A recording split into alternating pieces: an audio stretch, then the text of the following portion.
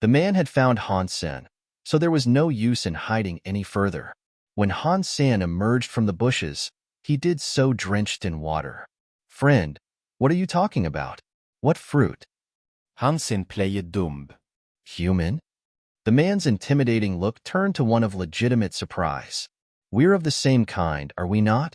My name is Han Senator. What is your name, friend?" Han Sen thought this was the perfect opportunity to gather the information he wanted. The man answered, "I'm not your friend, buddy. And I have never been a friend of humans, so don't have the audacity to declare us one and the same." "You say that like you're not a human," Han Sen said. The man said, "Don't mistake me for one of you mud-blooded low-lives. Pa, you talk too much. I was going to let you live, but now?" After that, the man immediately threw a punch in Han Sen's direction. Han Sen did not expect his eagerness to fight, and he didn't think the man would have a disdain for humans and believe himself to be so different. But Han Sen was certain the man was a human. As much as he would have loved to mull the situation some more, he didn't have the time to think. The fist was in front of his face, and he had little time to react. Han Sen opened the 9 gene locks of his blood pulse sutra. Pang! Han Sen felt like he had tried to deflect an oncoming train, and the force sent him staggering backwards a number of steps. Han Sen came to a stop after planting his feet and creating a pair of 100-meter-long skid marks in defiance of the force. Han Sen's bones had cracked, and his arms had been utterly broken. So strong. Han Sen was in shock, particularly so given that the man's punch was one derived of pure, raw strength. There was no element associated with the hit. "The Blood Pulse Sutra? Are you from Blood Legion?" The man was visibly surprised. "You are?" Han Sen asked. Earlier, the man had said he was a member of the Blue Blood Special Forces. Now, was he suggesting he was a member of Blood Legion? The man smiled and said, "I was afraid there weren't any more true descendants in this day and age. But if you practice the Blood Pulse Sutra, you must be a genuine disciple of Blood Legion. You must have heard the tale of the 13 members, then? I was one of them. I was God's retribution." The man went on to say, "Who is your master? And why is your Blood Pulse Sutra so weak?" Han Sen took a chance and said, "I am a student of Qin Huaizhen. He taught me this before he died, so I do not know too much about the Legion." "Qin Huaizhen?" The man paused, as if in thought. Then he said, "Is Blood Legion doing that poorly? Are they teaching outsiders now?" Han Sen did not respond. If he spoke, he knew he'd have to choose his words carefully.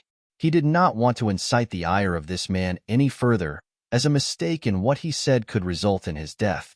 The man said, "It is difficult to find someone who can learn this, and you must be the first of your lineage to carry this skill. You should use a title, but you are far too weak right now and thus cannot. Down the line, a few generations ahead of you, when your descendants become blue blood, they can bear a title." Han Sen suddenly understood a lot more. Blood Pulse Sutra was used to strengthen your genes for those further down in your lineage. Each generation would be stronger than the last. The Shinmen successors said the Blood Pulse Sutra was a frightful thing, and that their fitness was far above everyone else's. And now, this man had just told him that each new generation in a lineage would be stronger than the last. And what's more, their blood would become blue. In turn, that meant every true member of Blood Legion should have blue blood. Time was what strengthened the Blood Pulse Sutra above all else. Vigorous practice of its teachings did not allow for much in the grander scheme of things. The best thing about the Blood Pulse Sutra was the evolution of genes from generation to generation. Many generations down the line, family members would become incredibly strong. Its ineffectiveness for the first generation was why Han Sen, despite his vigorous study of the Blood Pulse Sutra, had yet to become much stronger than a super creature. People like God's retribution were the elite of the elite when it came to Blood Legion. Han Sen thought to himself, if the 13 members were the ones who were born from families whose lineage reached back into ancient times, Han Jinji must have been one. But Baby Ghost told Han Sen he had been kidnapped. If this new learning was true, why would he have been kidnapped? And the Qin family's blood was red and not blue too. Han Sen's mind was drowning in a vat of questions. But if Han Jinji was not one of the 13 members, he could not have been Han Sen's great-grandfather. No one in the Han family had practiced the Blood Pulse Sutra, that was true, but it'd take a few generations for the strength and potency of a Blood Legion lineage to lessen. Han Sen should have still had some amount of blue blood. His father should have most certainly had some, for sure. Han Sen knew his family had nothing to do with the blue-blooded, and he knew he couldn't have been a part of Blood Legion. If the Han family had nothing to do with Han Jinji, though, why would he possess the 9-life cat item? The man suddenly said, "The 2 aqua fruit you possess can be kept. Consider them a gift from one member to another." After that, the man turned to leave. Seeing the man leave, Han Sen had to ask, God's retribution of the 13 members, was one of them named Han? No. "You should leave now," the man said. Han Sen wanted to ask something else, but the man left at a speed his eyes could not follow.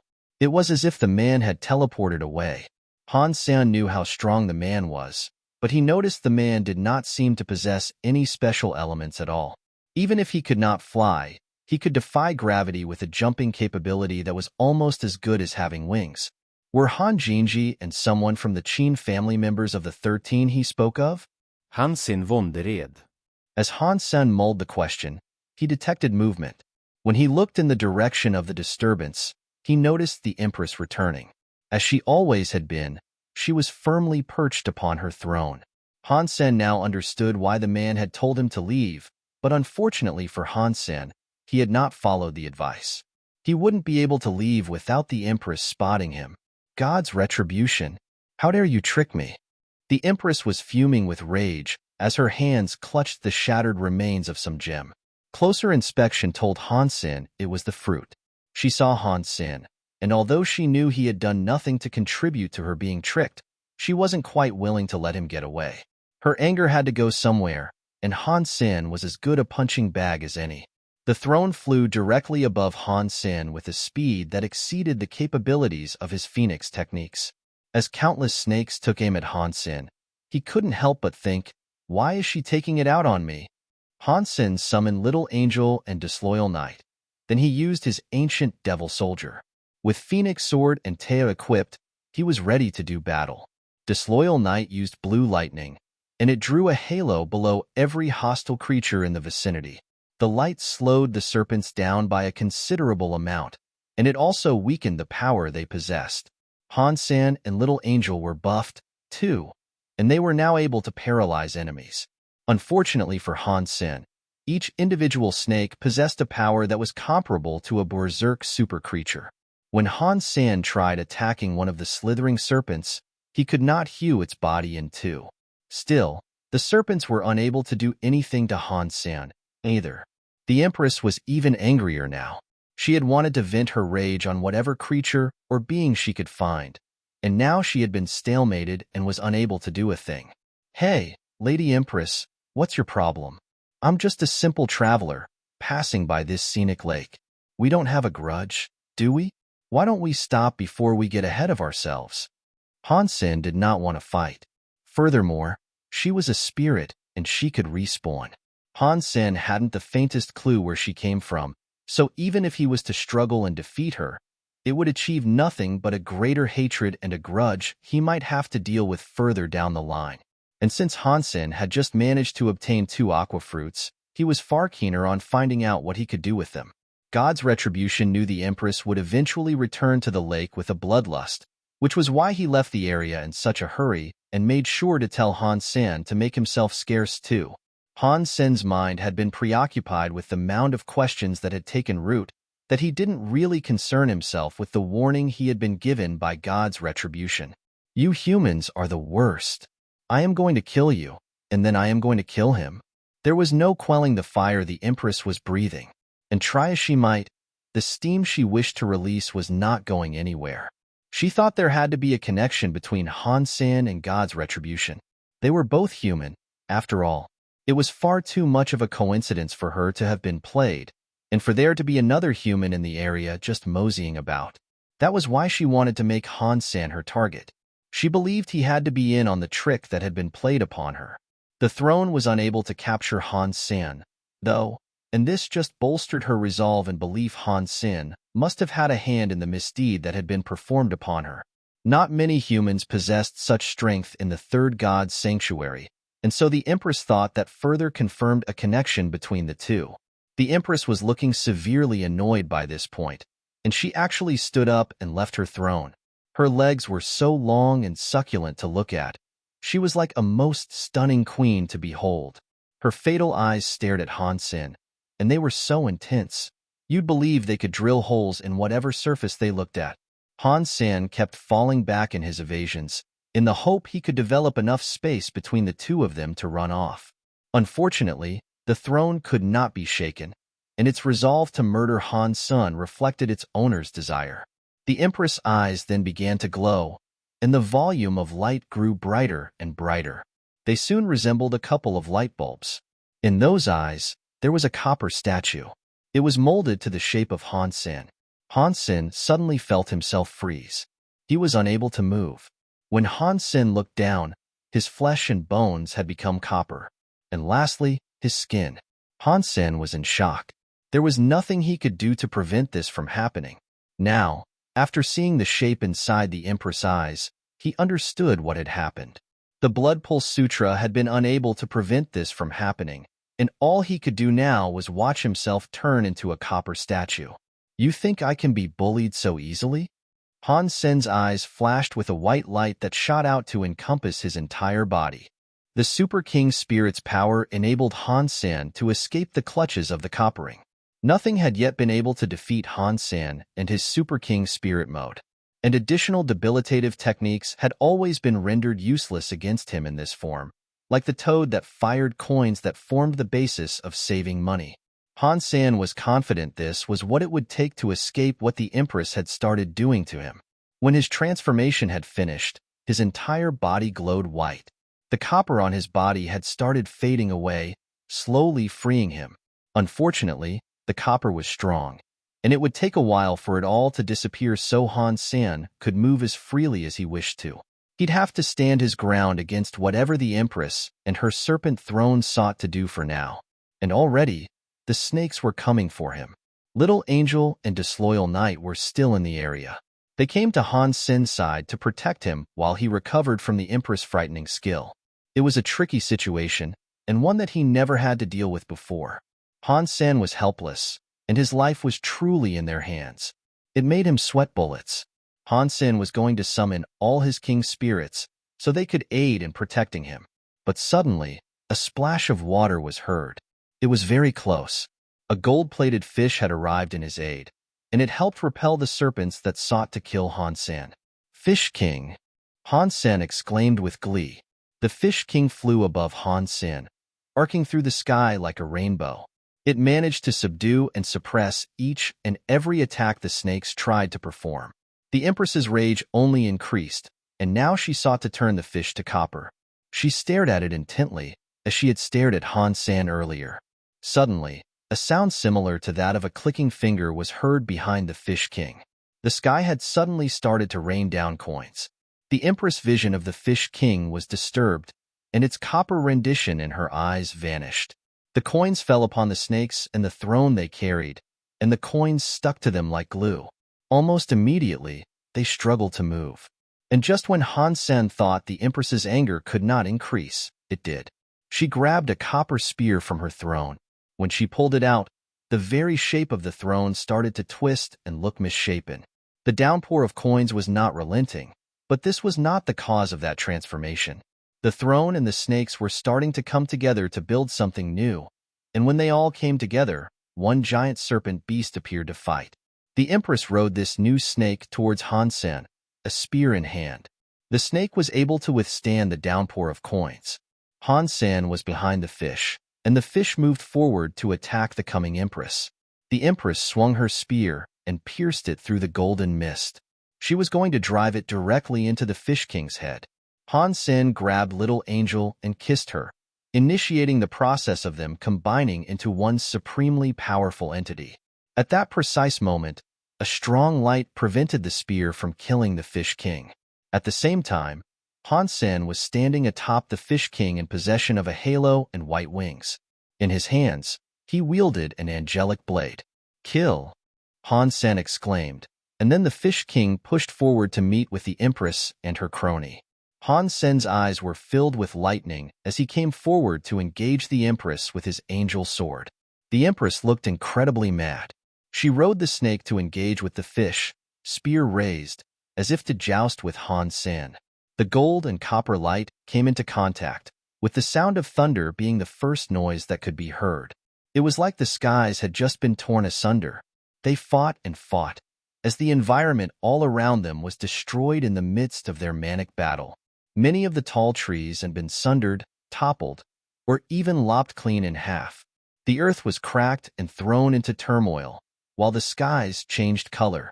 If one did not know any better, one would presume the world was ending and the apocalypse had come. It was a shame Han Sen had only opened 9 of his gene locks. But still, with Little Angel, he could always find himself able to compete with emperors who had 10 gene locks open. Han Sen had almost maxed out his super geno point tally, so he could take on this form for a much greater duration before finding himself knackered and weary. Still, the limit was there, and he knew he was on a timer. But Han Sen did not want to leave and make himself scarce. The sword in Han Sen's hand started to appear twisted. He made use of what he had learned with space and time, by speeding up the latter and teleporting via the former. Han Sen had been researching this for a long time. He did not know which was the best way to do this, or when would be the best time. But now, seeing the Empress prove such a threat, Han Sen made the decision to use what he had learned now. Han Sen had learned a lot, but he had never put it into practice. He had a feeling that this would prove successful. The powers of time and space were gathering to become one. The Empress's spear was on its way over to Han Sen once again. But then, it felt as if it was her eyes that were approaching instead. The Fish King's gold mist kept repelling that copper light as the region that encompassed the fighters turned to utter ruin. Suddenly, Han Sen told the Fish King to stop. The mountain ahead was where Bauer and Qin Xian were hiding. If they were found, they'd be dead. Let's do it here, then. Han Sen was brewing a monstrous amount of power. The Empress saw Han Sen stop with the intent to grab the spear that she held. She spun it in a bid to strike him, but as the spear spun, it disappeared from her hands. Where it went, Han Sen could not keep track of. He didn't much care for this, though. All Han Sen wanted to do was focus on channeling energy and power into his greatsword for an attack of his own. The angelic sword drifted in and out of reality, hovering amidst shards of distorted dimensions. It was like the image of some magical blade, taken from an ancient tale. Han Sen held it, now ready to slash the Empress. Die! The Empress yelled, as a creepy and excited look flashed across her face. The spear had appeared in front of Han Sen. The Empress thought she could plunge the spear through Han Sen's head before his sword landed a strike. Slash! The Empress' eyes opened wide in utter shock. Her body had been cut in half from a downward swing, and the face that dribbled blood across its center wore a look of fright. The serpent that had accompanied the Empress now looked terrified, and it swiftly tried to flee the scene. Han Sen wasn't going to allow that, however. He gathered up another surge of power to unleash at it to prevent its departure. Due to the Empress having been killed, the giant snake was attempting to scramble and slither its way up over the rocks in a bid to escape the human. But it could not lose Han Sen, and he was quick to remain at its tail. Qin Xian and Bauer had felt an earthquake just a moment ago, so they had exited the mouth of the cave to come take a look. When they came out, they saw a hazy mixture of gold and copper lights. The scenery all around was destroyed like a post-apocalyptic wasteland. The lights were coming towards them, with a trail of destruction being left in its wake. Qin Xian grabbed Bauer and took off running. Qin Xian had only just arrived in the third god's sanctuary, so her effort was in vain.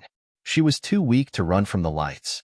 Not long after her attempt of flight, she heard something most monstrous come from someplace behind her.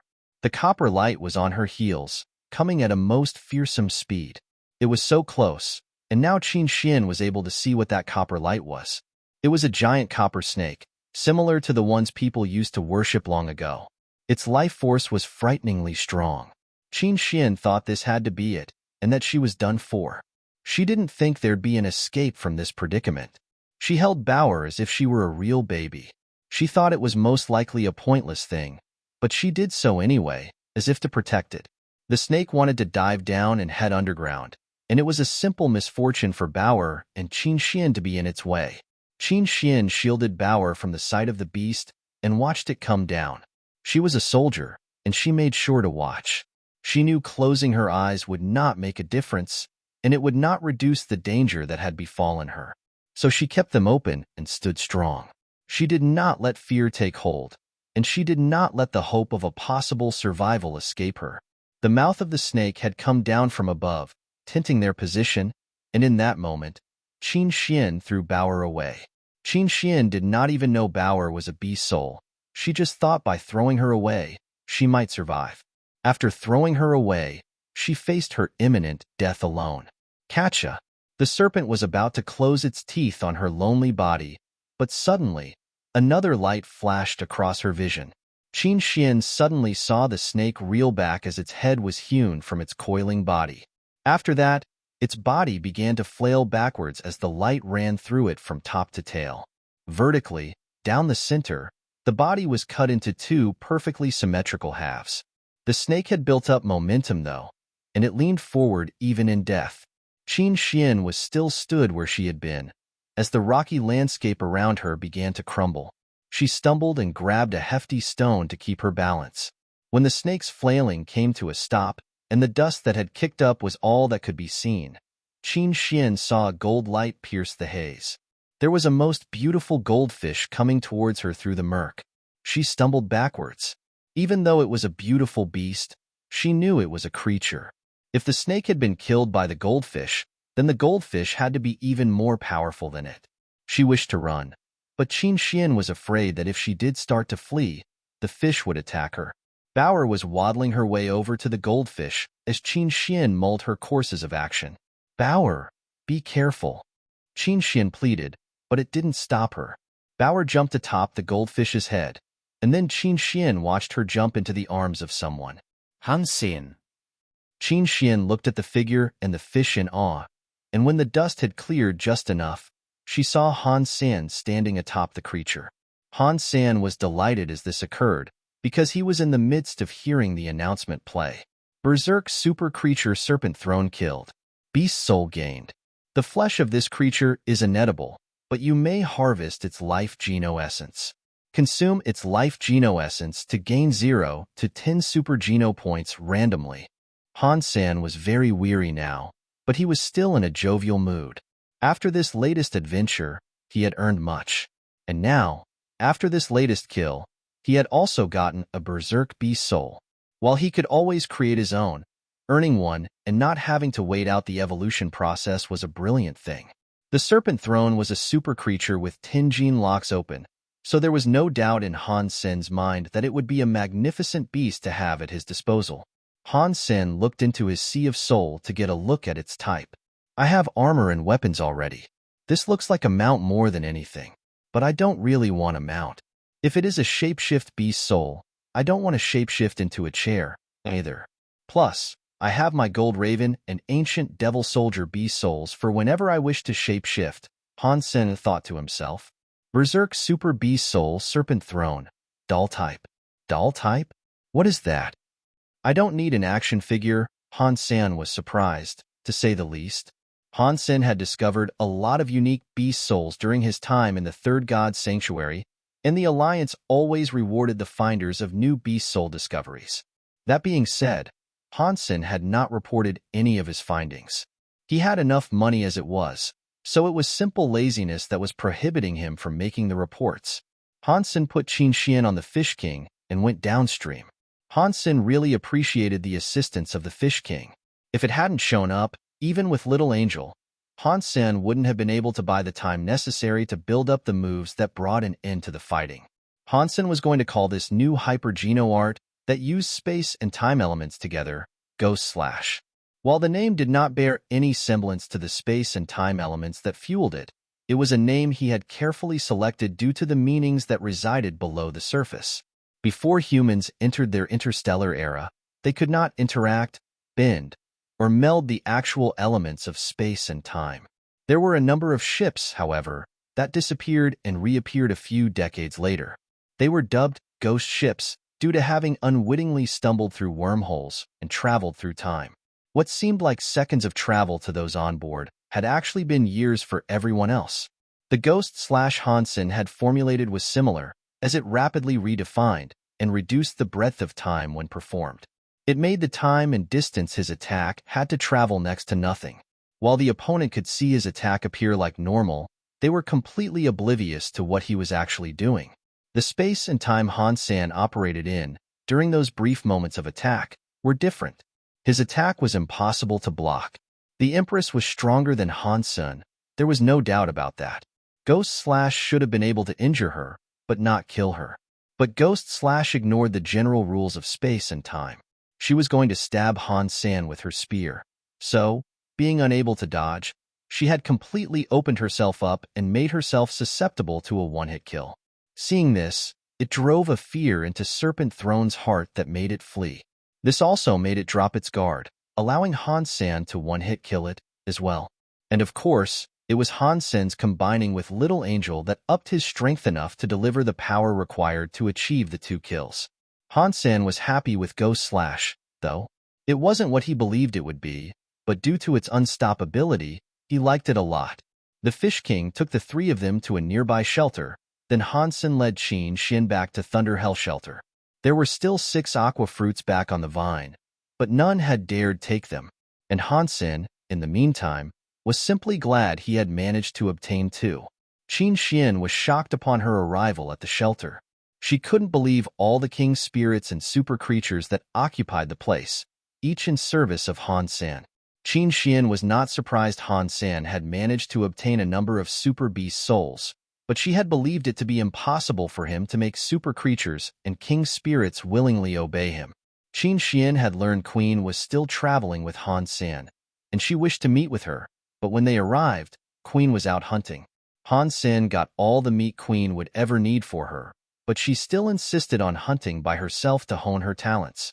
Once Han Sen had recovered from his state of weariness, he was planning on returning to Blood River Shelter and conquering the place.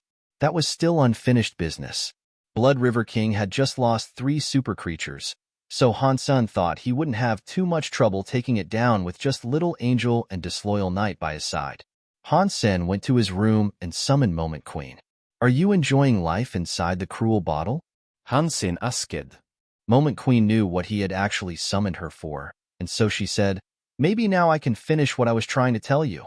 That which is embedded inside the king's spirit's head is the core of an aqua fruit. Is there a difference?" Han Sen asked. Moment Queen said, "Among the third god's sanctuary's emperor-class plants, aqua fruit is undoubtedly in the top 10. They can allow emperors to open gene locks. If they have 10 gene locks open already, the fruit can allow them to open the holy door. But spirits don't really know what it does. And they don't know that the fruit itself can only be used to open a few lower-level gene locks." "Spirits? Are you trying to tell me you aren't an ordinary king spirit?"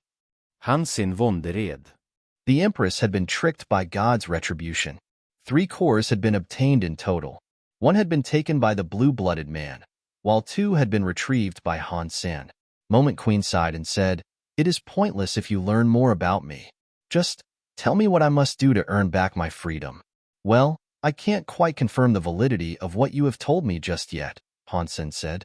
Moment Queen paused for some time, and when she resumed her speech, she said, "If I said I was an empress, would you believe me?" "Of course I would." Han Sen had seen a few empresses in his time, so he wasn't afraid of them. And with the knowledge she possessed, despite how much she had tried to twist it and mislead Han Sen in the past, the fact she might have been an empress at one point in time was not unbelievable. Furthermore, she once managed to break the contract between them. That was something he had never seen a spirit do before. Moment Queen went on to say, "I failed my ascension of the 10 steps of the Holy Door, and following my failure, I was captured by my enemy. After that, they cast me back to the second god's sanctuary. That means what you told me before, in the beginning, was false." "No, it's true. I killed the son of an emperor." "What was his title?" "No god." When Han Sen heard this, he almost spat out the water he had just taken a swig of. Han Sen had heard about no god before, when he was competing in the third god's sanctuary's divinities bout, but he was too weak to reach the top 10. No god reigned supreme, beating out all other challengers to become number 1. If no god was her enemy, she must have been powerful. But somehow, she had been repeatedly bullied by Han Sen. Are you lying to me? Han Sen thought she might have read the list of spirits that competed in the tourney and was fabricating another falsehood. Moment Queen pleaded, not many king spirits know about the aqua fruit core. You have many king spirits in your service, so why don't you ask them? See if they know. Han Sen already believed her, though. He maintained a dubious guise, but he knew she possessed a lot of knowledge, and the manner she spoke carried a weight of earnestness this time. Moment Queen proceeded to tell Han Sen how to use the core, but she told him he could only use one. Using any more than one could be harmful. What's more, it only worked with certainty on spirits. It could work on humans, but there was no guarantee it'd help. Han Sen planned on getting the core out of Yaksha's head to begin with. He wanted Moment Queen to do it, but she said if she did, it would latch onto her instead. It was quite like a parasite. She'd also need a pure weapon to dig it out. Han Sen was caught off guard by her comments, as he had managed to dig another one out of the Fish King with no issue. Was it because of my Blood Pulse Sutra? I mean, God's retribution managed to grab a fruit without becoming a host to the parasite. And Blood Pulse Sutra is something we both have in common, Han Sen wondered. Han Sen entered the bottle and cut the core out of Yaksha's head. Moment Queen was shocked to witness this. Han Sen was able to touch the core with no adverse effects. Yaksha woke up, and when he saw Han Sen, he spared no time in trying to attack. His fury was so great. The black smoke that billowed around him was nearly asphyxiating. The cruel bottle was a separate dimension of sorts, but that was the extent of it. It couldn't suppress an individual's power. Han Sen was not afraid, though. Nowadays, he had the capacity to defeat emperors. Han Sen pulled out his phoenix sword and swung it towards Yaksha. When Yaksha saw the sword, it suddenly disappeared. Then it was Yaksha's arm that was missing. Yaksha's face twisted in disbelief of how powerful Han Sen had become. Han Sen didn't want to kill him, though, as he did not know what would happen if Yaksha died. If he couldn't resurrect, then it'd be a waste. Han Sen wished to ask Yaksha about Azura and Dragon King, especially about the former. He thought there was a connection between Azura and the Shura. Yaksha was one of the 8 generals, so there was a hearty chance Han Sen could learn something off the fiend. Han Sen coldly told him, "Do you know what this is?" "What? Where am I? What is this place?" Yaksha could not feel his spirit stone, so a legitimate fear was taking hold of him. "That is not for you to know. What you need to know, and in turn tell me, is whether you wish to live or die." Han Sen carried himself in a menacing way. Yaksha said, "I'm a king's spirit. Do you really think I am afraid of death?" Han Sen replied, "Tell me, what happened between the 8 generals and ancient devil emperor? If your answer satisfies my curiosity, I will let you live. If it doesn't, we'll play a game called, Let's See If the King's Spirit Can Resurrect." Yaksha's face turned grim, and he said, "How can I know you'll free me if I tell you what you want to know? I didn't promise I would, but I'm not too concerned about a weakling like you. I can kill you on a whim, so the ball is indefinitely in your court. What happens next is entirely up to you." Han Sen left the cruel bottle to give him time to think. After this, he freed Moment Queen as well. Now that Han Sen was much stronger, there was little to fear. And what's more, he might have need of her knowledge soon. "This is your last chance," Han Sen told her. "How do I use this thing?" Han Sen wondered, as he eyed the aqua core he held. Moment Queen said it would only work for spirits, so Han Sen had to weigh whether or not there was danger in taking it himself. After all, opening 10 gene locks would be a remarkable thing. Han Sen fingered the cores for a while, but he didn't make use of them. It was a risk to do so, and he didn't like committing to uncertainties. Plus, opening his 10th gene lock was only a matter of time. Anyway, it wasn't worth the risk, all in all. If there were adverse side effects to the consumption of the aqua fruit cores, they could be lethal. As such, he chose to leave them be for now. Purple Emperor was an emperor, but due to its deprivation of nutrition before birth, it lacked the power to equal others of its class. If Han Sen gave him an aqua fruit, there was a chance that could be fixed, and the spirit would be as fit as a fiddle with all 10 gene locks open. With an emperor like that by his side, Han Sen would have no trouble taking on and taking down St. Fan Shelter. He summoned Purple Emperor, peeled away the fruit, and fed him the core. Purple Emperor had no clue what it was, but since Han Sen commanded him to consume it, he did not hesitate in swallowing it. When the core slid down his throat, it dissolved into a gentle liquid that reinvigorated his body. Han Sen felt a change in Purple Emperor's life force, and the color of his body started to turn a certain shade of green. When the new color grew, the Emperor's overall color became a mixture of purple and blue. Boom! Purple Emperor's body began to leak gas. He hadn't farted. It was just that this gas was starting to seep out of the pores on his body. Most people wouldn't be able to notice a difference, but through the use of Dongxin aura, Han Sen could see that Purple Emperor had been reborn. He was a totally different spirit now. Han Sen was delighted with the results. It had actually become difficult to sense Purple Emperor's life force now, which painted him like some sort of silent reaper. Han Sen brought him over to the training room. After a session of practice, 1 versus 1, with no transformations involved, Han Sen was hopeless against him. That core is the bee's knees. I should save the other one for the silver fox. Han Sen decided to work on opening the 10th gene lock by himself, so he saved the second for his favorite pet. When Han Sen found the silver fox, he teased him with the core. Han Sen wanted to spend more time with the silver fox, and when the time came to open the holy door, he hoped they could ascend together. But when the silver fox looked at the core, his interest quickly diminished. Then he walked away and went to rest elsewhere. All these emperors are fighting for this thing, and you have no interest? Han Sen tog. If the silver fox wasn't going to eat it, then neither was Han Sen. Then who should I give it to? Han Sen could not decide. It seemed the aqua fruit was not to everyone's tastes. He had a few king spirits in his service, though, ones he could help, but such numbers proved troublesome for this decision. He liked them all, and providing a boon to just one was a difficult choice. Well, I guess I'll just pocket it for now.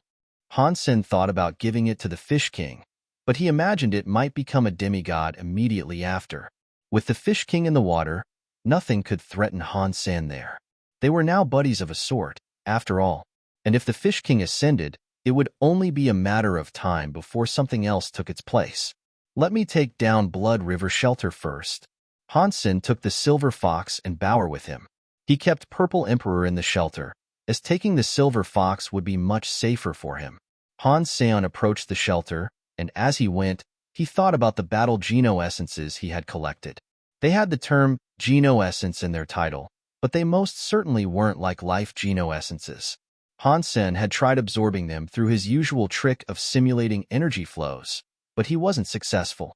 Han Sen couldn't find a way in which he could make use of them. Shui Yuqing was in Blood River Shelter, and the man hoped the Shui family would come to his rescue, or at least take the item so he could die without worry. But a while had passed since Han Sen had been given the message, and no one had yet come. Today, however, he saw Han Sen once again. Gritting his teeth to bear the pain once more, he crucified himself and started driving the boat over to meet with him. "Young man, did you deliver the message?" Shui Yuqing asked. Han Sen shook his head and said, "Sorry, I was a little busy collecting fruit." Shui Yuqing looked concerned and seemed to be in a worried rush. He said, "You have to believe me. If you deliver the intel, you will be rewarded handsomely." Han Sen responded with an explanation, saying, "Calm down, Pops. I don't need to ask for the aid of anyone. The Shui family are actually the ones who requested that I help you guys out. I have come here to save you. That's why I was here before, but then something else came up. But I'm here now to help." "Are you kidding me?" Shui Yuqing asked, his tone suggesting that it was a legitimate question. "Do you remember this?" Han Sen pulled out an item Shui Fian had given him. "It's the ice ring. In that case, you just need to find Shui Chen.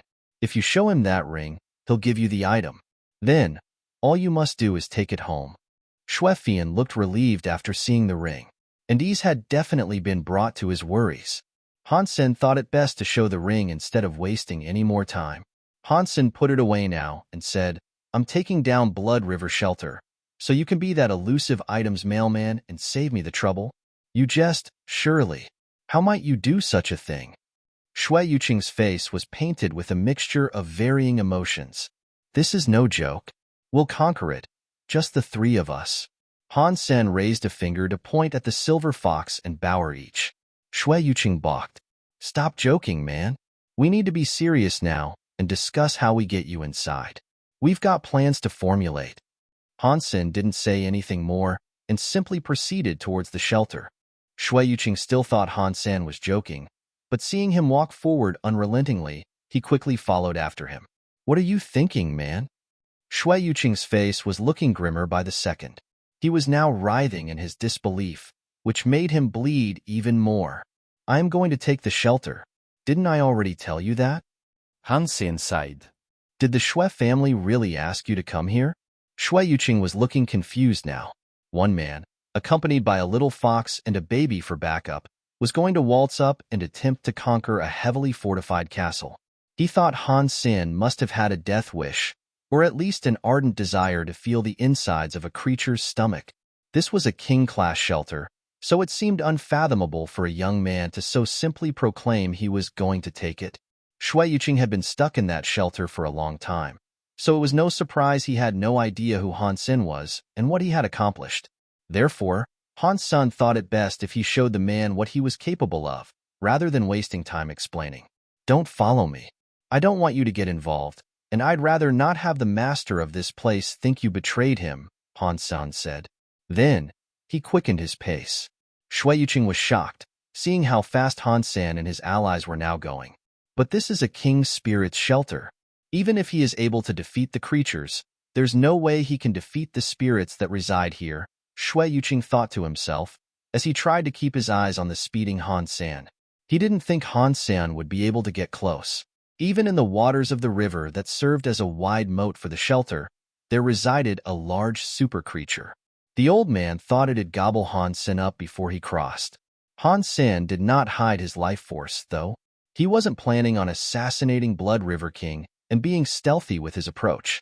With the silver fox by his side, Han Sen had complete confidence in being able to tackle the shelter. He walked with a swagger, his body moving as if to say, "Come and get some." Blood River Shelter only had 4 super creatures left, so Han Sen planned to kill them all at once and earn 4 life Geno essences. If he managed to get those, he believed he'd be fully maxed out. Unless he encountered a being that had open Tenjin locks, Han Sen did not believe he'd fight anything stronger than him after that. But when Han Sen came close to the shelter, the creatures started running off before he even had a chance to breach the walls. It was as if Han Sen was carrying a wretched disease or something. The tentacle monster that resided in the river seemed to have disappeared as well. Why are they all gone? After thinking this, Han Sen looked at the silver fox on his shoulders and remembered something.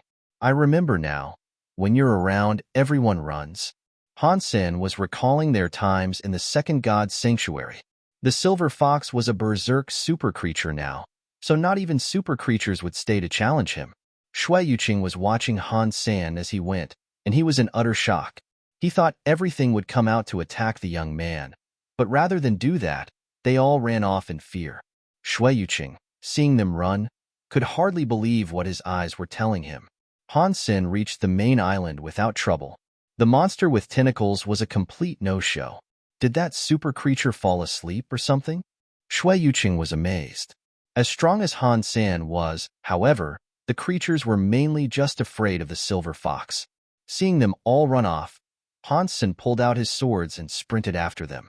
He had to nab them all before they disappeared. Shui Chun was watering the trees as this transpired. An alarm sounded, indicating something was attacking the shelter. Who in the sanctuaries would attack this place? Shui Chun said, with genuine curiosity, but he couldn't disobey his orders to check it out. Strangely, the creatures Blood River King owned were shivering. Perhaps it was because they were forced to go to the shelter's defense. Shui Chun saw the super creatures behaving in a similar manner, too, though, and this made him start to worry over his well-being. If the sacred blood creatures were that scared, the enemy had to be incredibly fearsome. If so, they'd be merciless. And to Shui Chun, that meant he'd not likely survive such a siege. I still need to deliver that item, though. I can't die yet. Death was also guaranteed if Xuechun disobeyed his orders, though. The spirit would surely kill him if he abandoned his post. No matter how slowly Xuechun walked, reaching the gate was only a matter of time. Anyway, Xuechun then caught sight of Blood River King and his other spirits approaching. Strangely, they did not look afraid. Xuechun saw 3 super creatures looking very annoyed. What kind of enemy can incite such a reaction within them? Xuechun looked over to the Blood River then, and he saw a young man approaching. He had a fox and a little girl on his shoulders. That looks like a human. Xuechun observed the presence of a young man approaching, but he couldn't be entirely sure he was a human, given the brashness an individual would require to actually stroll up to a shelter such as that. Furthermore, if it really was a young human, why would they all be in such a state of panic, and why would Blood River King himself be concerned? Who dares approach? Blood River King called out to the figure below their walls. The spirit was unfamiliar with Han Sen, and therefore, he did not know how strong Han Sen was. With his creatures all acting up, however, he knew he wasn't dealing with someone ordinary. Even Blood River King knew he should be cautious. Han Sen saw the 3 super creatures and responded by saying, "I am Human Emperor, Han Senator. If you pass me your spirit stone, I'll let you live.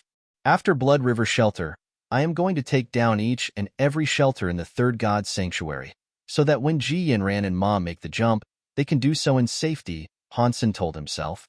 He was not strong enough to do that just yet, but this would go on to be the humble beginning of that venture. Human Emperor. These 2 words, this name, would someday freeze hearts. But having just been used for the first time, it was an unfamiliar title. It confused the inhabitants of the shelter. But at least it told Xuechun that the person who had come was a human. Blood River King replied to Han Sen's demand, saying, "How dare a human call himself an emperor?" Han Sen didn't submit a verbal reply, and instead drew his phoenix sword. Xuechun was in awe, thinking the young man approaching was far more reckless than anyone in the Xue family. That, in itself, was quite a feat. Blood River King drew his greatsword.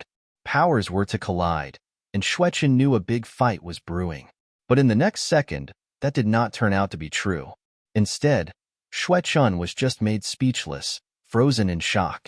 Blood River King's eyes were wide open, rolling in their sockets as the head that carried them was sent tumbling through the air. Before Blood River King could even ready his sword after he unsheathed it, he had been beheaded. Every being in the shelter was now either in shock, fright, or absolute panic. Whatever the case was, everything and everyone wanted to up stakes and escape. Blood River King had been killed practically before the fight began. Whoever remained to combat such a foe would be a fool, after all. Han Sen didn't want to let the super creatures get away, though. So he flew up into the air and chased each of them down like an airborne hound. Xuechun saw Han Sen and the silver fox swoop down at the creatures like a pair of hawks, and he was gobsmacked. Wherever they went, all that remained on the ground following their reascent was a mound of fallen creatures and spirits and a pool of blood. Now that is what you call unstoppable. Xuechun was jumping for joy in his heart. The young man that had come to assault the shelter had amazed him. It filled him with a surge of energy he hadn't felt in a long time. But most of all, it gave him a sense of hope. It told him there was a chance of achieving a future in the 3rd God Sanctuary where humans weren't always reduced to slavery.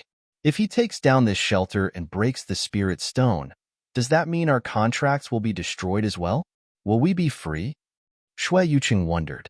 Xue Yuqing saw Han Sen commit to slaying every super creature that previously inhabited the shelter, and the act genuinely surprised him. Since when can humans achieve that much strength? Xue Yuqing was amazed by what he saw. 2 of the super creatures had been killed in less than 2 seconds. The other super creature was finally attuned with the elements of Earth. It tunneled underground as quickly as it could, but even when Han Sen drove his sword under in pursuit, it managed to escape. It was gone. Han Sen didn't concern himself with escapee too much, though. He simply proceeded to the spirit hall of the shelter. Han Sen swung his sword to kill the faithful spirit servants, felling each one with a casual whisk of his blade. The rest of the creatures were allowed to escape as freely as they may, as long as they did not get in his way.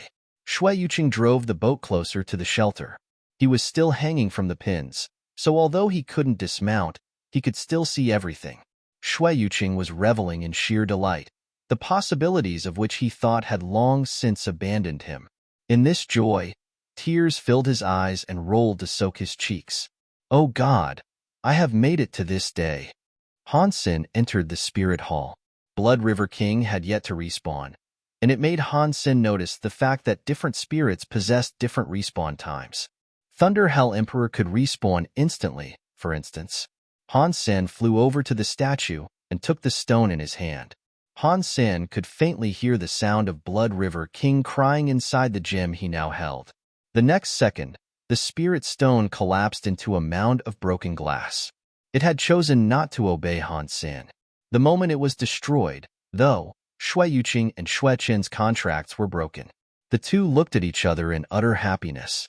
Following this short conquest, Han Sen had received 0 beast souls and earned 2 life geno essences. Han Sen knew he probably spent all his luck in his last adventure to get the Berserk Super Beast Soul and the Fruit Cores. He sent Shui Qin and Shui Yuqing back to the Alliance to fulfill the task Han Sen had promised to do for their family. Han Sen stood in Blood River shelter alone now. He looked at the spirit statue and squinted. In Han Sen's Sea of Soul, the serpent throne was showing visible excitement towards it. Does this thing like it? I still don't even know what a doll beast soul is used for, anyway. Han Sen summoned it. When the serpent throne appeared, it turned and immediately ran towards the spirit statue. The serpent throne became a physical manifestation of light, and then it entered the slot that used to contain the spirit stone. When the blinding light dimmed, the statue's forehead was revealed to now contain a brand new spirit stone. This one possessed the image of a snake. I thought this was a doll-type beast soul. So why did it just become a spirit stone? Han Sen was confused. As he mulled the oddity, he noticed another image inside the spirit stone. It was hazy, like little more than a reflection, but its faint outline suggested the shape of a human. Blood River King? Han Sen was quickly given a shock, as the human image cleared to reveal it was actually Blood River King. It was different, however, and it seemed to be a replica of the spirit that used to preside over the shelter. But it was a replica built from copper, and it had a texture that mirrored the Serpent Throne itself. "Master, I am Serpent Throne." The Copper Blood River King appeared before Han Sen and knelt, as if in service. "What are you?" Han Sen wasn't sure what to respond with, as this was all new to him. "Master, I am a copy of Blood River King's genes. I am his replica, a doll in his image and being. I possess his powers, to their full extent. I am him in every way, save mind." The Serpent Throne elucidated the curious happening. Han Sen asked, "So you'll look like this forever? You can put me inside any statue. Do so, and I will reflect the image of the last spirit to occupy that shelter," Serpent Throne said.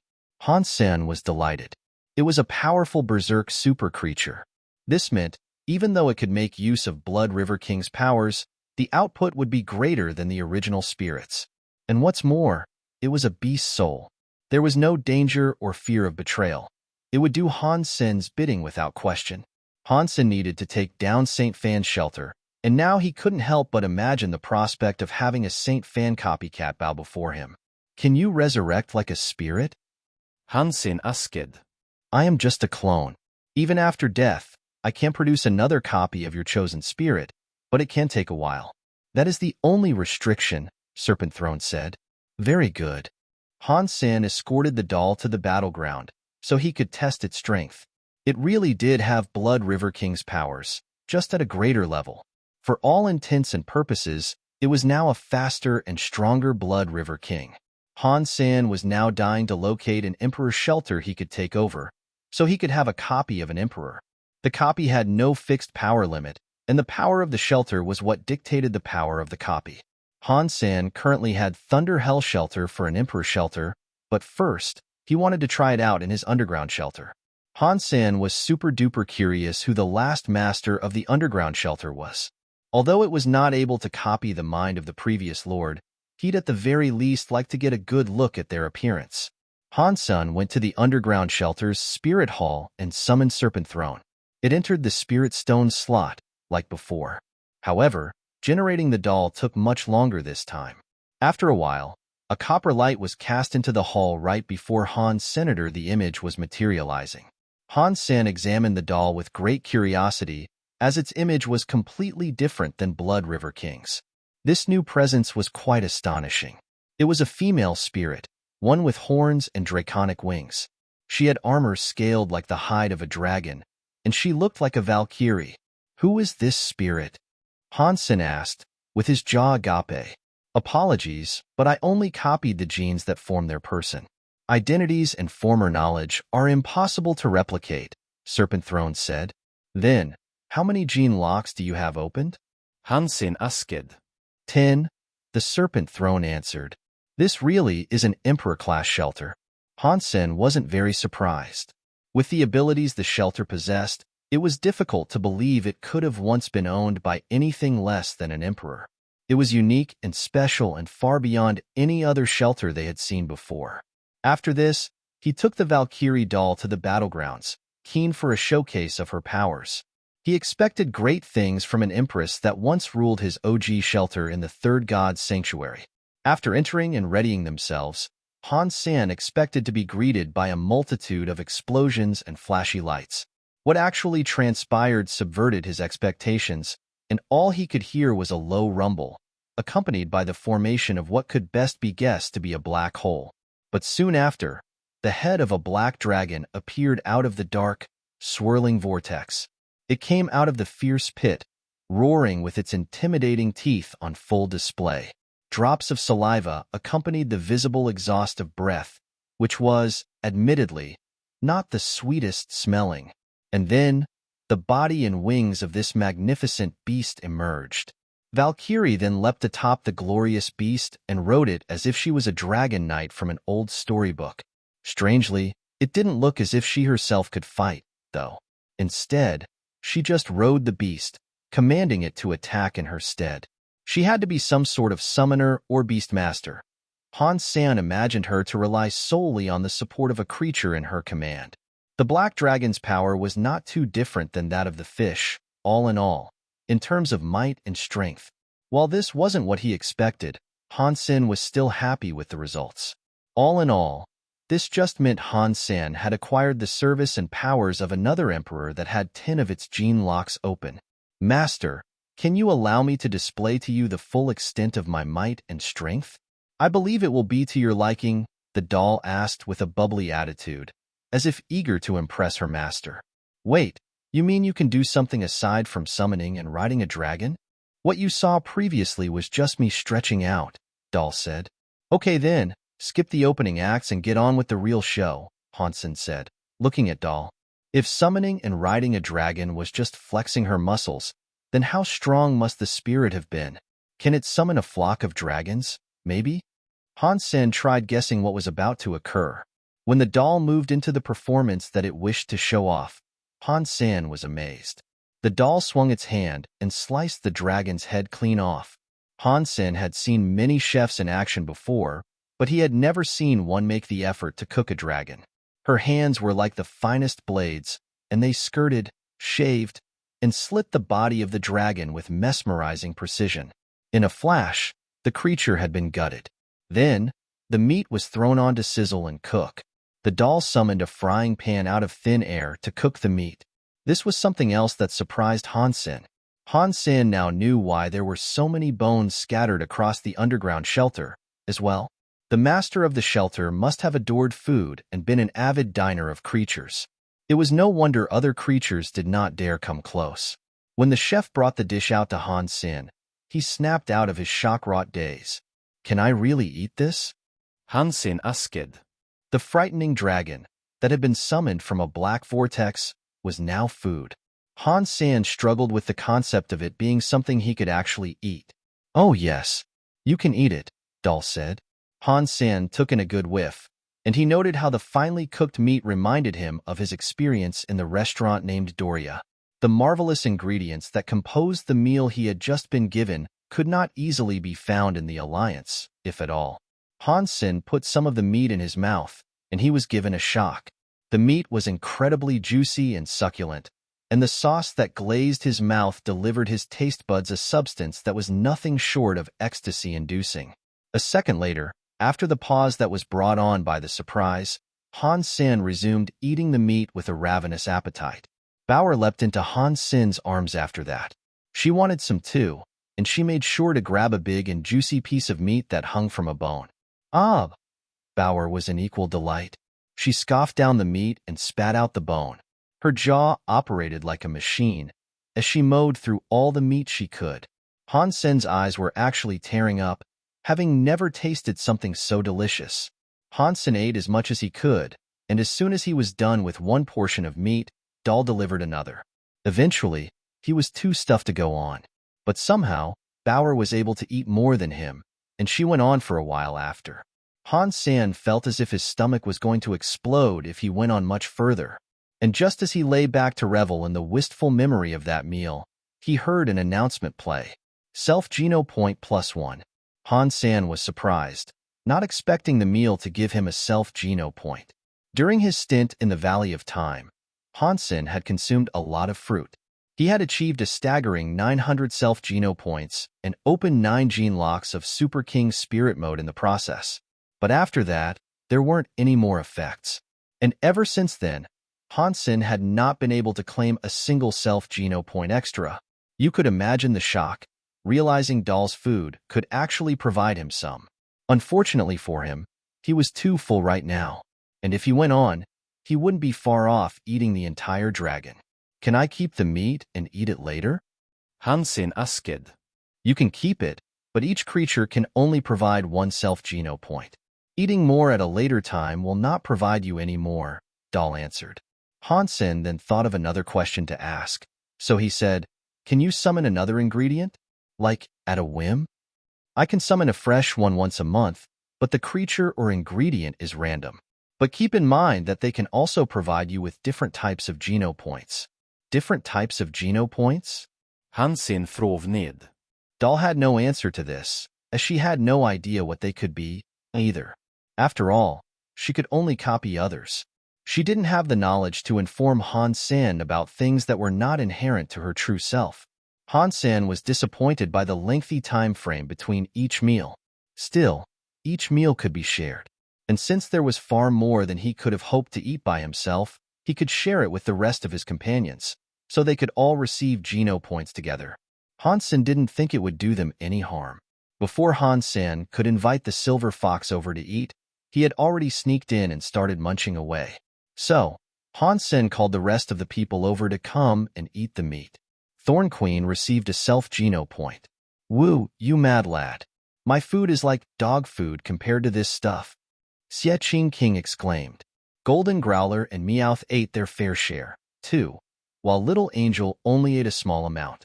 Back in the Alliance, Xue Fian sent Han Sen a message. She thanked him greatly for saving Xue Yuqing and Xue Chen and retrieving the item they had been missing all that time. She invited Han Sen over to a vacation planet owned by the Xue family, and then they sent a ship to pick him up. It had been a long time since Han Sen had taken a holiday, so he decided to take Ji Yanran and Bauer. Before he went, though, Xie Qing King gave him a comic for reading material. It was the second installment in his overbearing President Love Luo series, and he wanted Han Sen to upload and distribute it on his behalf. Last time, Han Sen set up an auto-release system. Once a day, a chapter would be released. He had never seen the results or what became of it. Han Sen brought Ji Yanran, Bauer, and Zero with him on the spacecraft to visit Autoplanet. Autoplanet was one big holiday resort, and a single ticket was all it took for a visitor to enjoy the plethora of services available there. Chasing respite, you could eat and play to your heart's content. After being given access to the planet, everything there was free, aside from the caveat that you couldn't take anything home with you, as that would be theft. Since only the most high-class citizens could typically afford a vacation planet, tickets were very expensive. Those who went there were the sorts with fat wallets and thick purses. And for certain additional services, people were expected to open said currency holders to experience them. Han Sen's ticket was all-inclusive, however. He would be able to enjoy every single service available at his own pleasure and disclosure. Nothing was off-limits for his visit. That being said, he wasn't interested in making use of any of the special services. He was happy enough with what the ordinary tickets provided. Right now, Bauer was playing with an animal that looked like an oversized, brightly capped mushroom. This, like the rest of Planet Otto's wildlife, was a tame creature. The animals that roamed the planet were mostly docile, friendly, and highly intelligent. Mushroom-like creatures were also the dominant species, able to be seen more than any other animal. They were plush, cuddly, and lacking limbs. Whether that was their reason for not being hostile was up for debate. Han Sen and Ji Yanran were in the sea, enjoying the water and sunshine. Zero was spread out on the beach, gorging on a slightly concerning swathe of foods and drinks. Han Sen suddenly recalled that he hadn't yet uploaded the second volume of Overbearing President Love Luov. Not wanting to disappoint his friend, no matter how eccentric he may have been, Han Sen decided to depart the sea and return to the beach to sort out what he had promised Xie Qingqing. He separated the chapters and set them up for automatic release at a certain time each and every day. "Excuse me?" As Han Sen was sorting it out, a woman spoke to him in a hushed, almost trembling tone. Han Sen looked up and saw two girls standing nearby. They looked to be about 18 years old, and the way they stood was almost as if they were unsure if they might be provoking a wild animal. "May I help you, ladies?" Han Sen asked the two. As he did, he thought to himself, "It sucks to be famous. Not even sunglasses can hide my hot looks. Perhaps I should get a pair for my abs, too. And in regards to having so many fans, I should really work on my signature. Are you Xie Qingqing?" The girls had a jittery stance, and the pitch of their voices was erratic. "Xie Qingqing?" No. Han Sen vehemently denied it. "Well, we happened to see you uploading the second volume just now. But don't worry, we won't tell anyone you're him. Oh gosh, we are your biggest fans. And the wait for a new volume has been so painful." The initial nervousness of the girls had been washed away by a sudden burst of excitement, and they now spoke to Han Sen with a near-rabid look in their eyes. Han Sen tried telling them he wasn't Xie Qingqing, but nothing he said made them believe it. They just thought he was being humble and not fond of the limelight. "Bossman, your secret is ours. We pledge this to you. We won't whisper this to another soul. You can count on it," the girls said, and then they left, giggling violently to themselves. Han Sen quickly opened Skynet and hurried over to the website he had released Xie Qingqing's comic on. "Keep going, Bossman. Don't let it end here. I'm really loving your comic. If you ever need a baby maker, I'm your gal. PM me. A lady with long legs and big boobs is seeking your love. Mr. President, feel free to arrange a hookup so you can fondle my boobs to your heart's content. Mr. President, I've just hit 18. I suppose now I can leave you my number for some raunchy fun? You are my god. Capital G. You saved my soul. Mr. President, when is the next release? Please update the comic with a new volume. I'm dying to find out what happens next. Still no new update? I'm jonesing for my next fix here." The comic was far more popular than Han Sen could have anticipated. Across the entire webcomic community, the comic had surged from the lowly positions of unknown authors without an established fandom to the lofty position of number 2 on the Power Rankings chart. It was quite the surprise, considering updates were so infrequent. It had been half a month since the last update, so its continued charting was something that was almost unheard of. The Power Rankings were a fickle thing, too. If the updates came at a steady pace, it'd undoubtedly reach first place on the chart. I'm a super aristocrat. How can Xie Qingqing write some ridiculous comic and achieve such widespread fame and acclaim? Han Sen felt as if he had been shortchanged. "Pa, quite the charmer, huh? What did you do this time to end up merrily chatting with two young girls while your wife was left to swim alone?" Han Sen turned around to see Ji Yanran, with a fire blazing in her eyes. Few things terrified Han Senator. He could stand up to emperor-class spirits without fear, but before his wife's scorn, his knees were jelly and his resolve was wet salt. "No, you misunderstand. You've misunderstood the misunderstanding. They were talking with who they believed to be Xie Qingqing." After that, Han Sen did his best to explain who Xie Qingqing was, and then he proceeded to tell her about the comic. Ji Yanran had encountered spirits before, but she had never forged a friendship with one, as Han Sen did with many. I thought spirits were all heinous, murdering, hall-dwelling, boss battle-type fiends? Ji Yanran said, with a confused look. Many of them are, but Xie Qingqing is special, that's for sure, Han Sen said. Han Sen then turned to look at Bauer, who seemed to have grown a following of her own. She was more popular than the much-adored wildlife of the resort, judging from the crowd that had gathered. Han Sen then saw the group approach, with a short-haired girl carrying Bauer in her arms. I am a professional warframe operator of the Alliance. My name is Xia Yusin. Are you Bauer's father? The girl was polite in her introduction and subsequent questioning. Yes. Has she been misbehaving again? Han Sen asked, standing up. No, she's a delightful thing. But she did mention her father was a remarkable warframe operator, and even went so far as to strike up a bet on your behalf. If you win, we'll deliver a shipload of candy to her from my home planet. If you lose, we are provided the opportunity to spend a few days in Bauer's company, Xie Yusin explained succinctly, not wanting a misunderstanding. Han Sen looked at Bauer, who was staring back at him with pleading eyes. She clearly wanted Han Sen to take the woman up on the bet, but it was clear to Han Sen that all she wanted was the candy that was up for grabs. Okay, let's have a match. Han Sen smiled. You're serious? You want to challenge me? Xie Yusin was legitimately surprised. WA was the top warframe league across the entire alliance. Those who were eligible to compete in such a league were the best of the best, true professionals in every sense of the word. They might not have received much fame, but that was no slight to their talents. Han Sen put Bauer on his shoulder and said, if Bauer made this deal, I'd be foolish to turn this down. I wouldn't want to disappoint her. A young man then stepped forward to ask Han Sen, you know what the WA is, don't you? Han Sen shook his head to tell them he didn't. Aside from those who were invested in the warframe community, it was not likely people would know about each league there was. Han Sen spent most of his time in the sanctuaries, so he genuinely had no clue as to what the WA was. Xie Yusin and all who followed her were given a shock. Might I ask, where did you learn to operate a warframe? Xie Yusin nervously asked.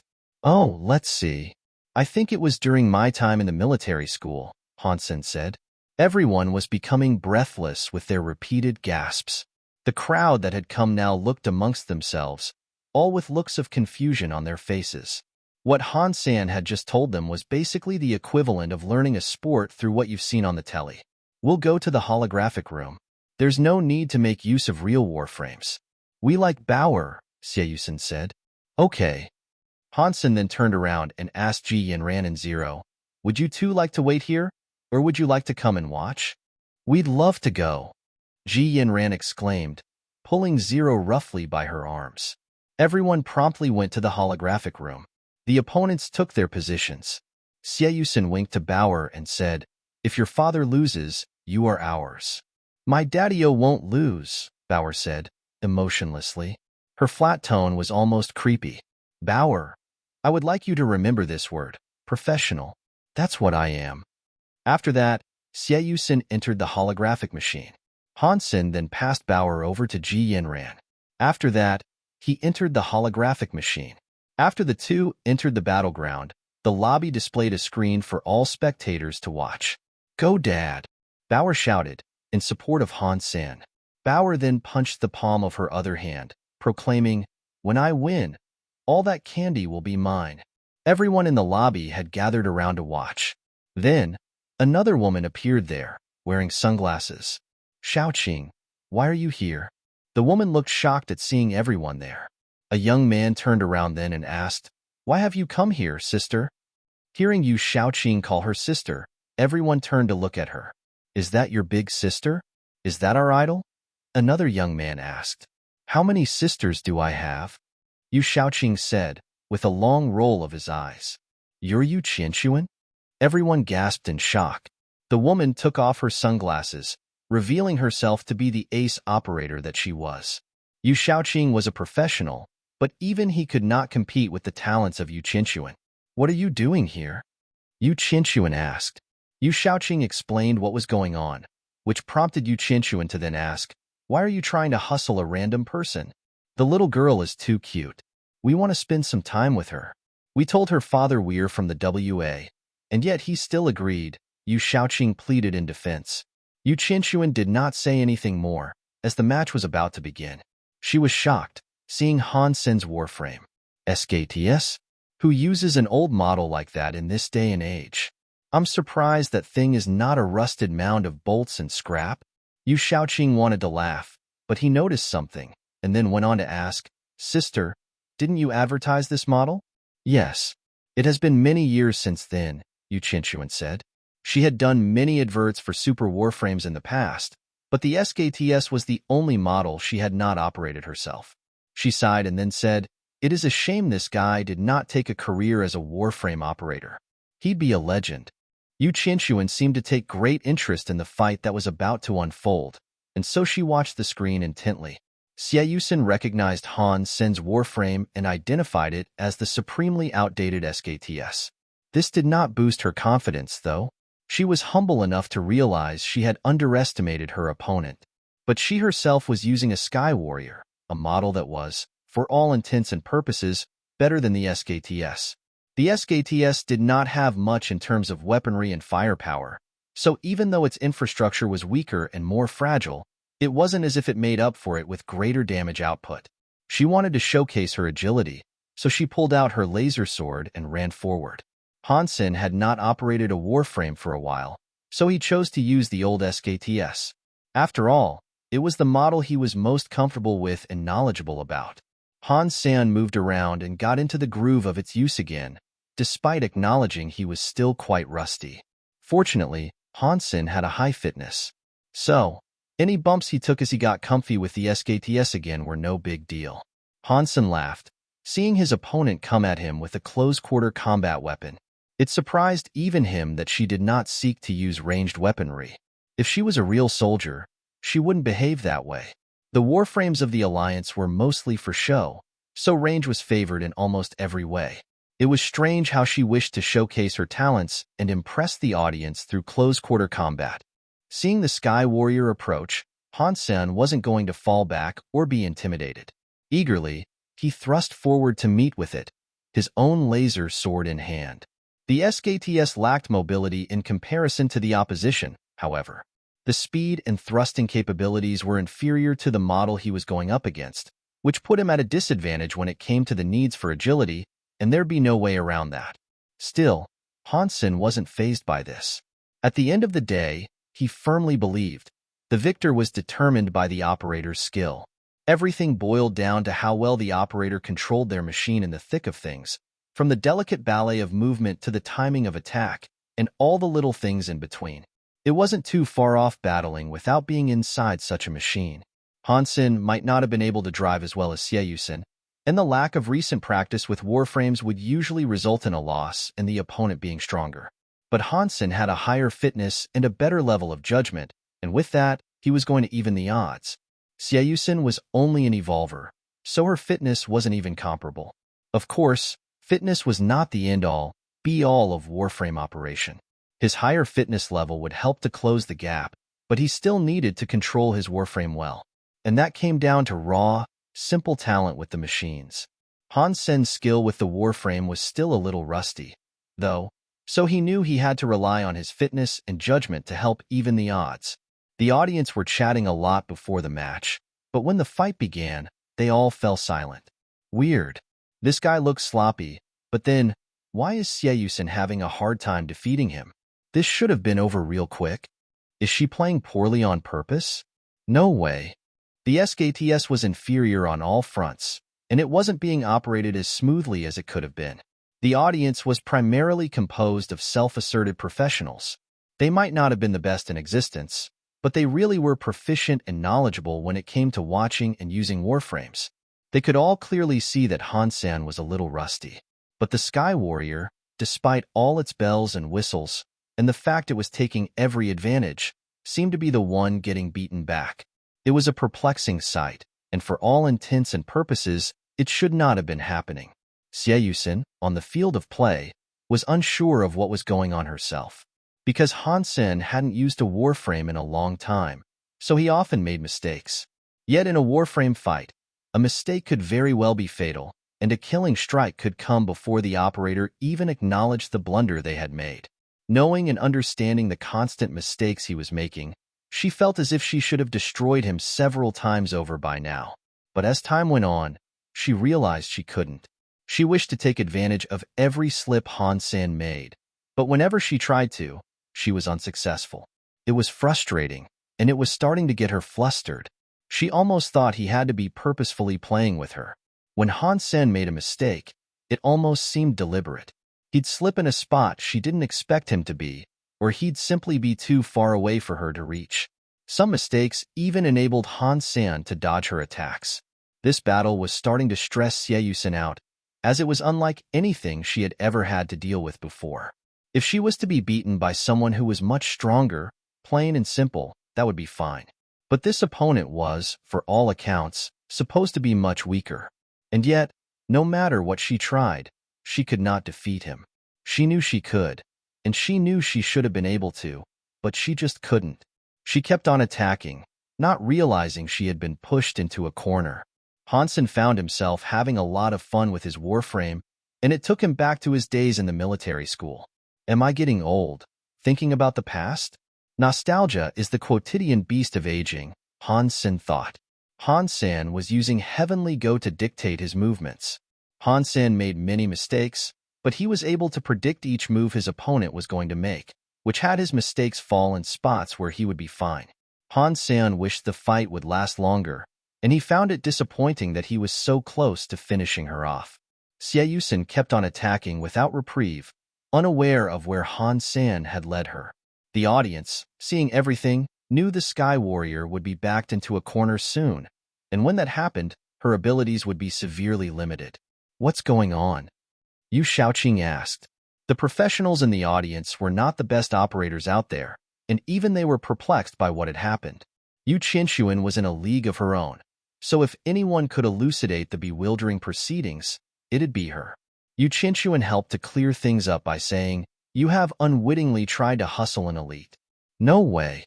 He makes too many mistakes to be considered an elite. If we made those mistakes, the coach would be yelling at us until he was blue in the face. Yu Shaoqing didn't believe what he had been told. Others were of a similar opinion, not believing Han Sen was a pro. Yu Qinshuan went on to say, "You might operate your warframes better than he does, but on a real battleground, this man would kill you. Are you pulling my leg? Is he really that good?" The struggle to believe her was real. While they were talking, the Sky Warrior was pushed into a corner, and when she herself realized what had happened, it was too late for her to do anything. The SKTS struck her warframe, breaking it completely. Seiyusen exited the holographic machine with red eyes. She was not afraid of losing, but it felt as if she had been misled. The opponent was weak, and she had not at all anticipated such a defeat. She was an adult, though. Her eyes were very red, but she did not cry. Seiyusen returned to Yu Shaoqing's side and saw Yu Qinshuan beside him, also. She asked, "Qinshuan?" Yu Qinshuan stroked her head gently and told her, "It's fine. There is no need for shame. You have merely encountered a genuine professional, that's all. Did he pretend to be a noob to trick me? Did he hustle me?" Seiyusen's sadness started to develop an undercurrent of frustration and anger. "Not really," Yu Qinshuan said. She looked over to the holographic machine and then said, "But let me give him a go." "Yes. Avenge my defeat," Su Shaoqing proclaimed. "There is no vengeance to be had," Yu Qinshuan rebutted. But before she reached the machine, Han Sen came strolling out as casually as he had first entered. Han Sen. Yu Qinshuan? When they crossed paths, they spoke each other's names in startled surprise. "You two know each other?" Su Shaoqing asked. Su Qinshuan said, "Don't tell me you don't know about humanity's first super aristocrat?"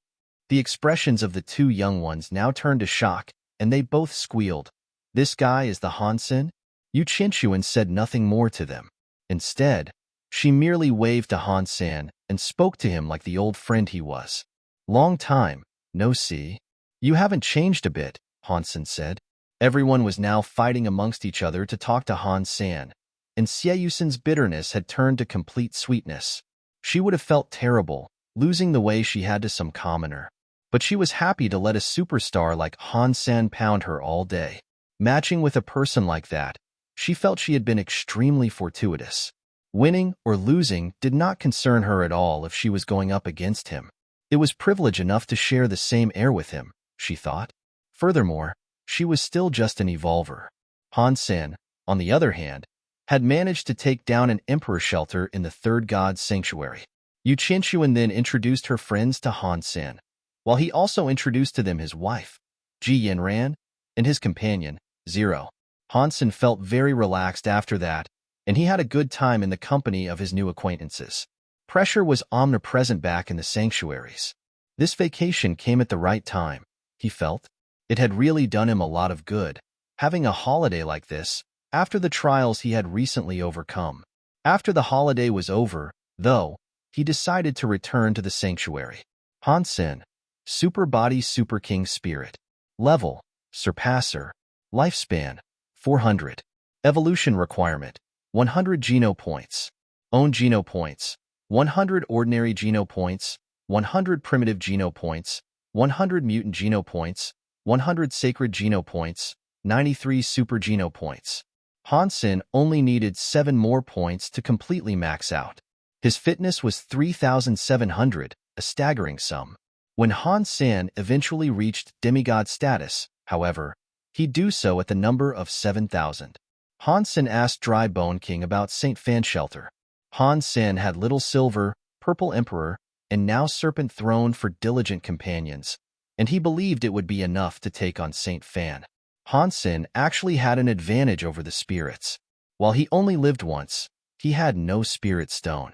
And having no spirit stone meant nothing worthwhile could be stolen while he was away.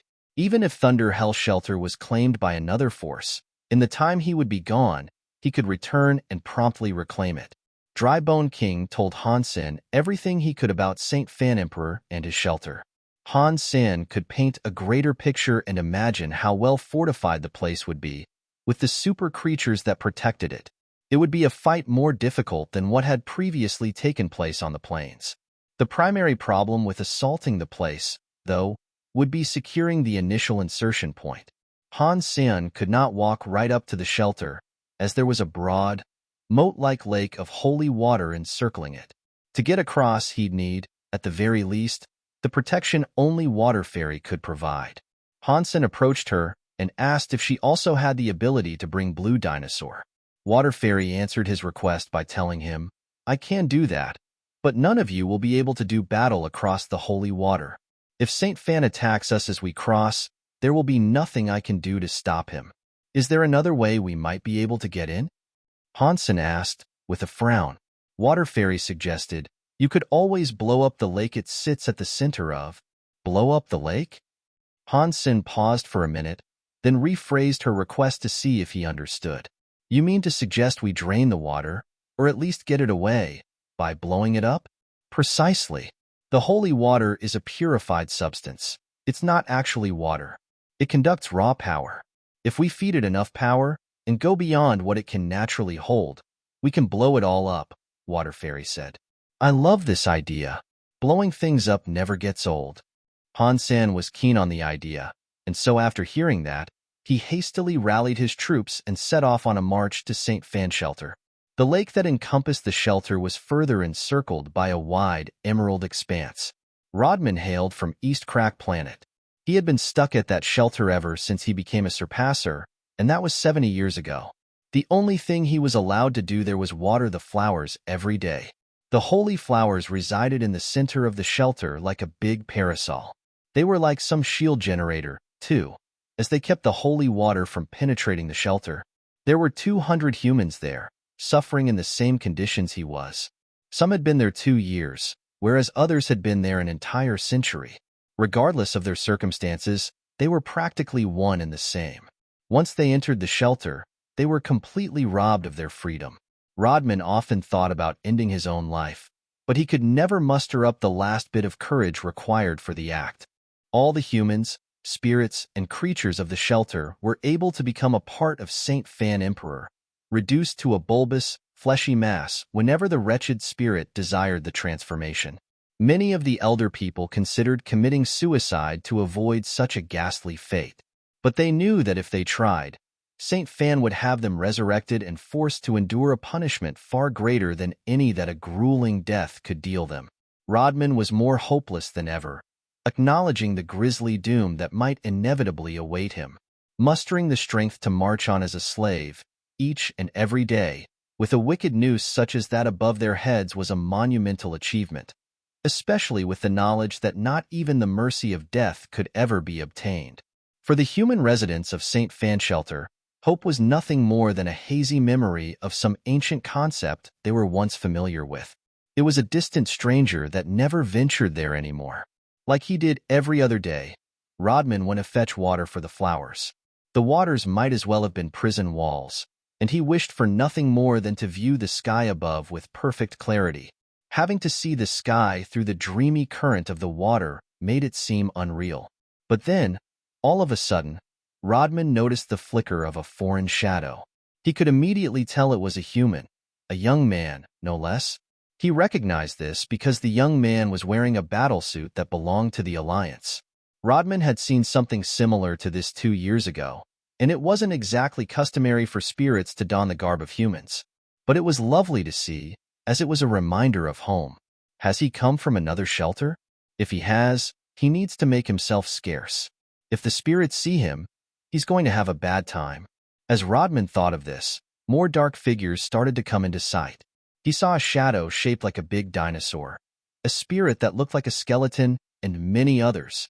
Rodman was disappointed by this, though, thinking the young man was probably a slave to the spirits that were accompanying him.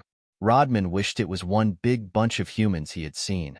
Perhaps that would restore some of the hope that had long since abandoned him. I think too much, same as always. What a fool I am, to think people can be free in this wretched realm.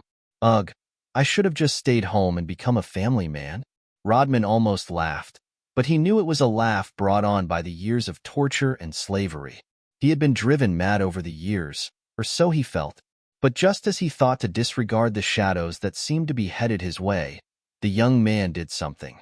The young man had turned to say something to the spirits and creatures that had come with him, and they seemed to diligently listen and do whatever it was they were instructed to do. Is this an illusion brought on by the spores of that latest funky flower? Rodman rubbed his eyes to make sure what he saw was legit. Why would spirits and creatures listen to the commands issued by a human? I really need to watch myself with those plants. They even gave me a rash last week, Rodman thought, realizing his vision was unimpaired.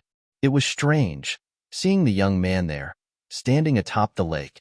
He wasn't quite sure what they were planning, but regardless, he had never seen anything like this transpire before.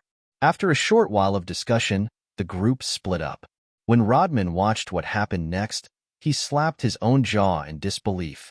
Rodman had only seen super creatures, and king spirits possessed the power he was now witnessing. What are they doing, gathering up power like that? Rodman pondered.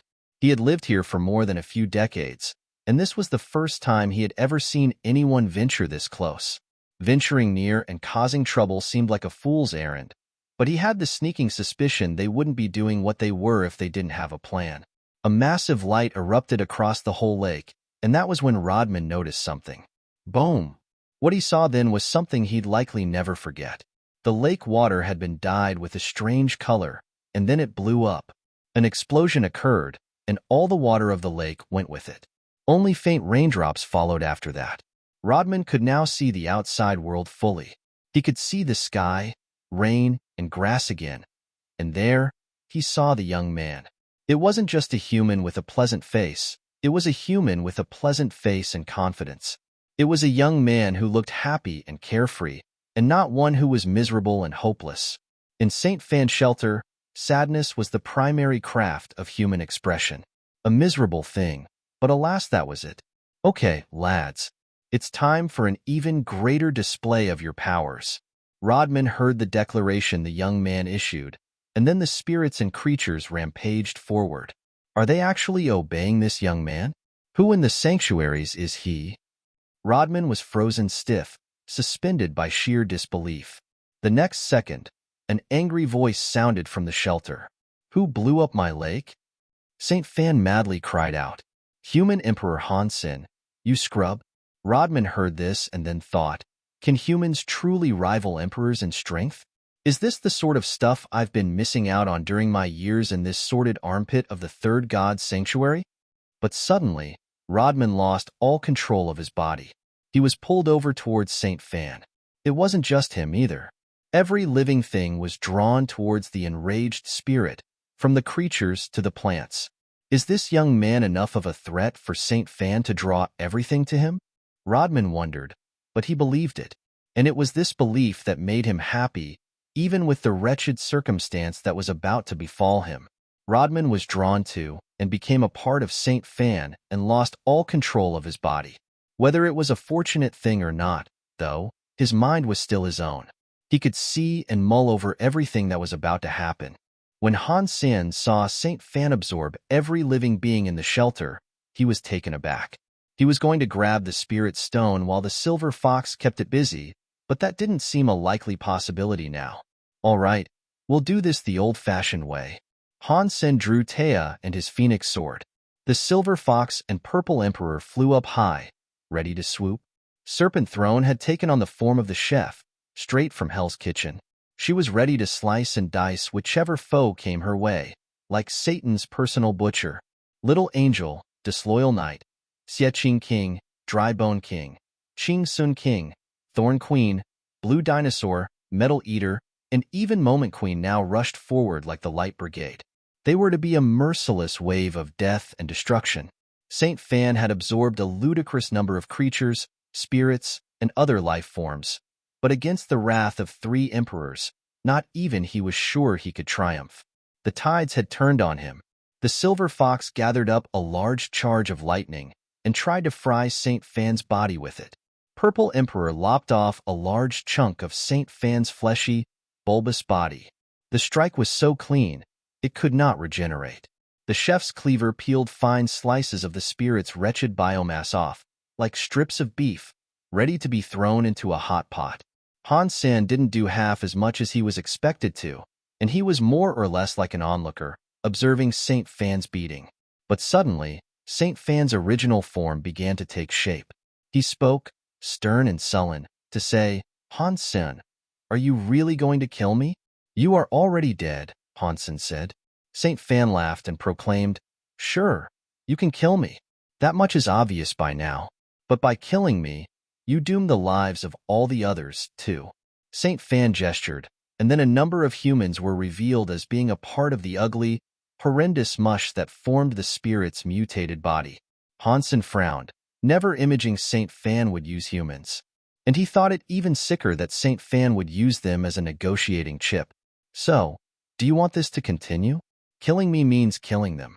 Their blood will, I assure you, stain your hands. Can you really tolerate their deaths on your conscience? Saint Fan said with a callous tone. Saint Fan could read the minds of the humans he had absorbed, and he knew this hostage trick would work. It wouldn't work on spirits, but it most certainly worked on the humans. Han Sen didn't relent. He frowned at the nagging of his conscience, but he still allowed the attack to continue. He had to kill Saint Fan. There was no question there. For as long as he lived, the humans that joined his shelter were already as good as dead.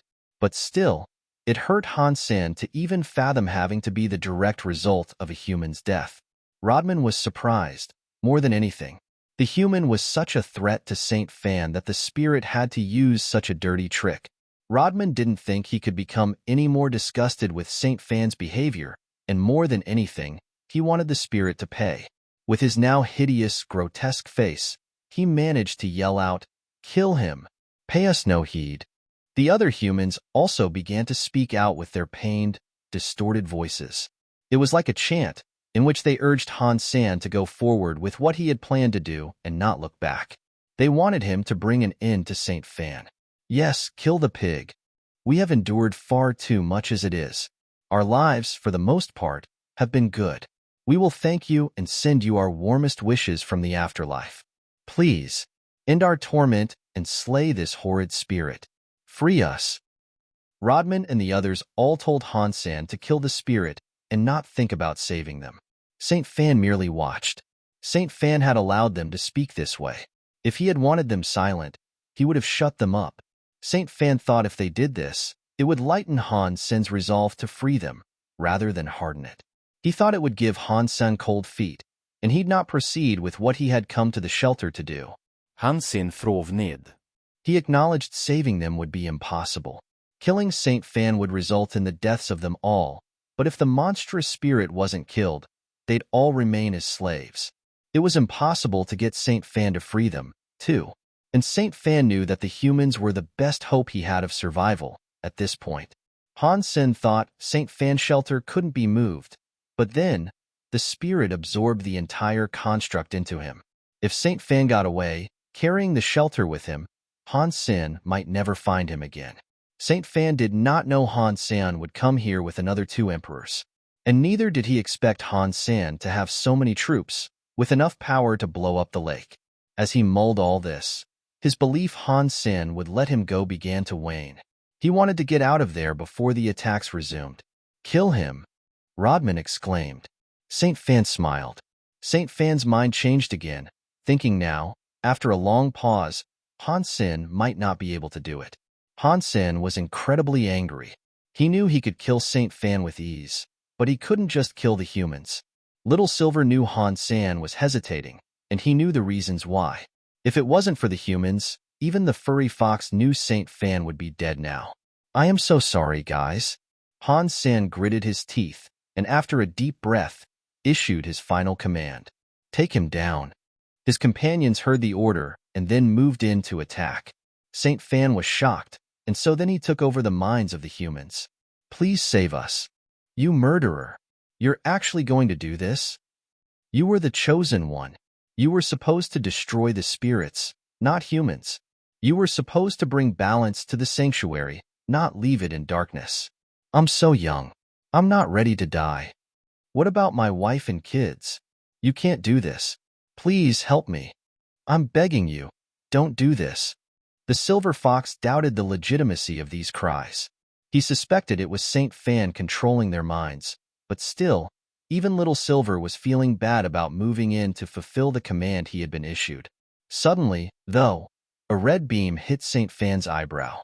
Everyone was shocked by what happened. Even Saint Fan's face twitched, as an expression of horrid surprise suddenly overcame him. Between his 2 eyebrows was a wound that bled. The Emperor could regenerate broken tissue, so the small, phantom wound that had been inflicted should have been fine and nothing of much concern.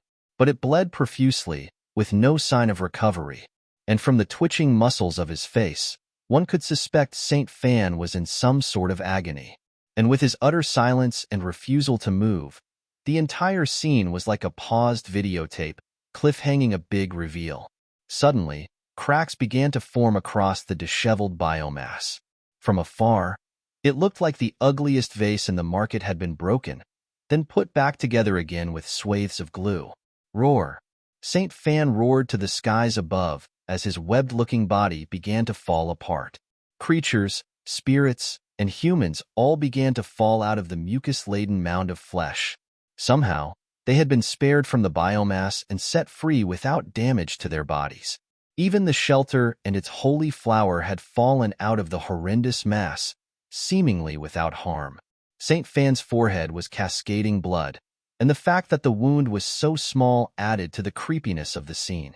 It was extremely unnerving. Blurg.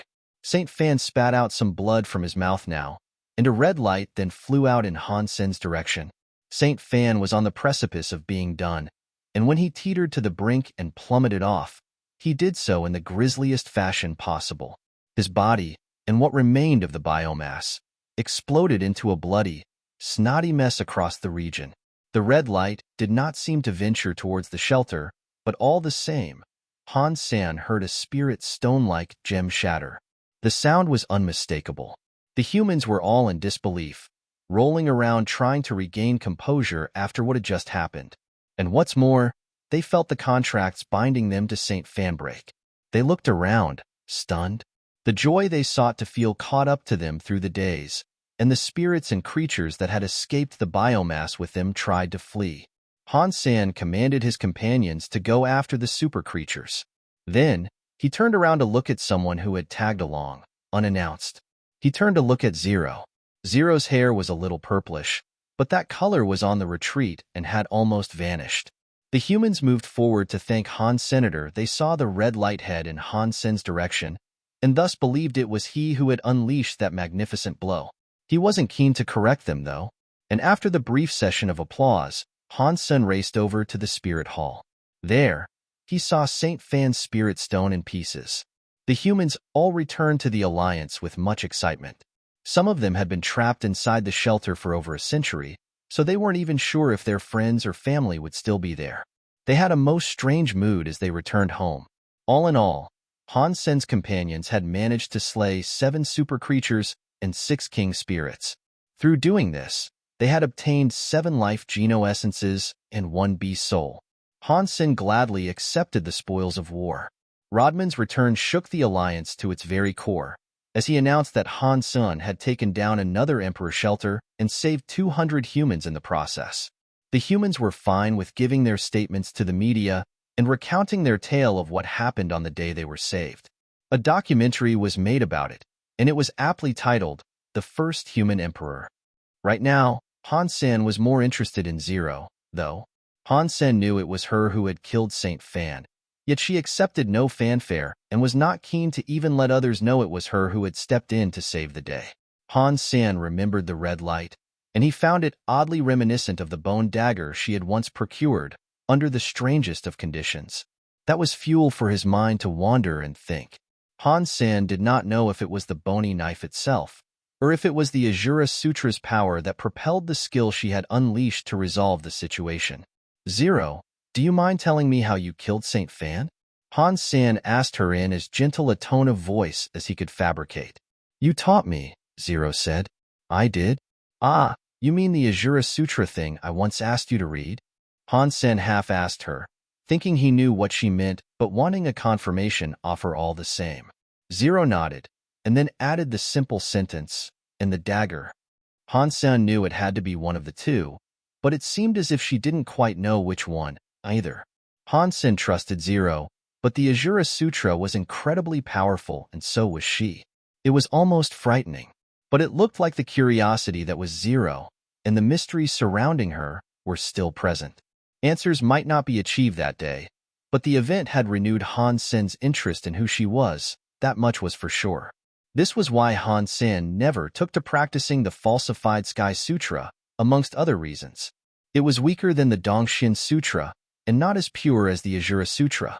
But what concerned Han Sen the most was the fact Zero had come along and attacked. Han Sen could have killed Saint Fan, but the humans would have died along with the spirit. Han Sen could think of only one possibility for how Zero had separated the spirit from the rest. He believed the Azura Sutra had a target select, where damage was only wrought upon those who the caster wished to deal damage. The Azura Sutra might have well been the only skill there that allowed for the killing of Saint Fan, while saving the humans at the same time. That's the reason why Godslayer Luo is so famous. Ugh, I need to sort this out with Little Yin, and I need to become a demigod quickly, Han Sen thought to himself. Godslayer Luo was a famous demigod, one held in a regard that was high above all others. 2 years went by, and over that time, Han Sen sent out Purple Emperor to take down a number of shelters to pave the realm for more common human occupation. While he had managed to take down many shelters of a lesser rank, he had also been able to take down 3 Emperor shelters. Han Sen had maxed out his Geno points and practiced enough to open 9 gene locks for the Dongxian Sutra and Jade Skin. For some reason, no matter what he tried, he was unable to open his 10th. And his inability to do so, after so much time had elapsed, was rather frustrating. The same applied for the Bloodpulse Sutra, as well. That, the Dongxian Sutra, and Jade Skin were all stuck with 9 gene locks open.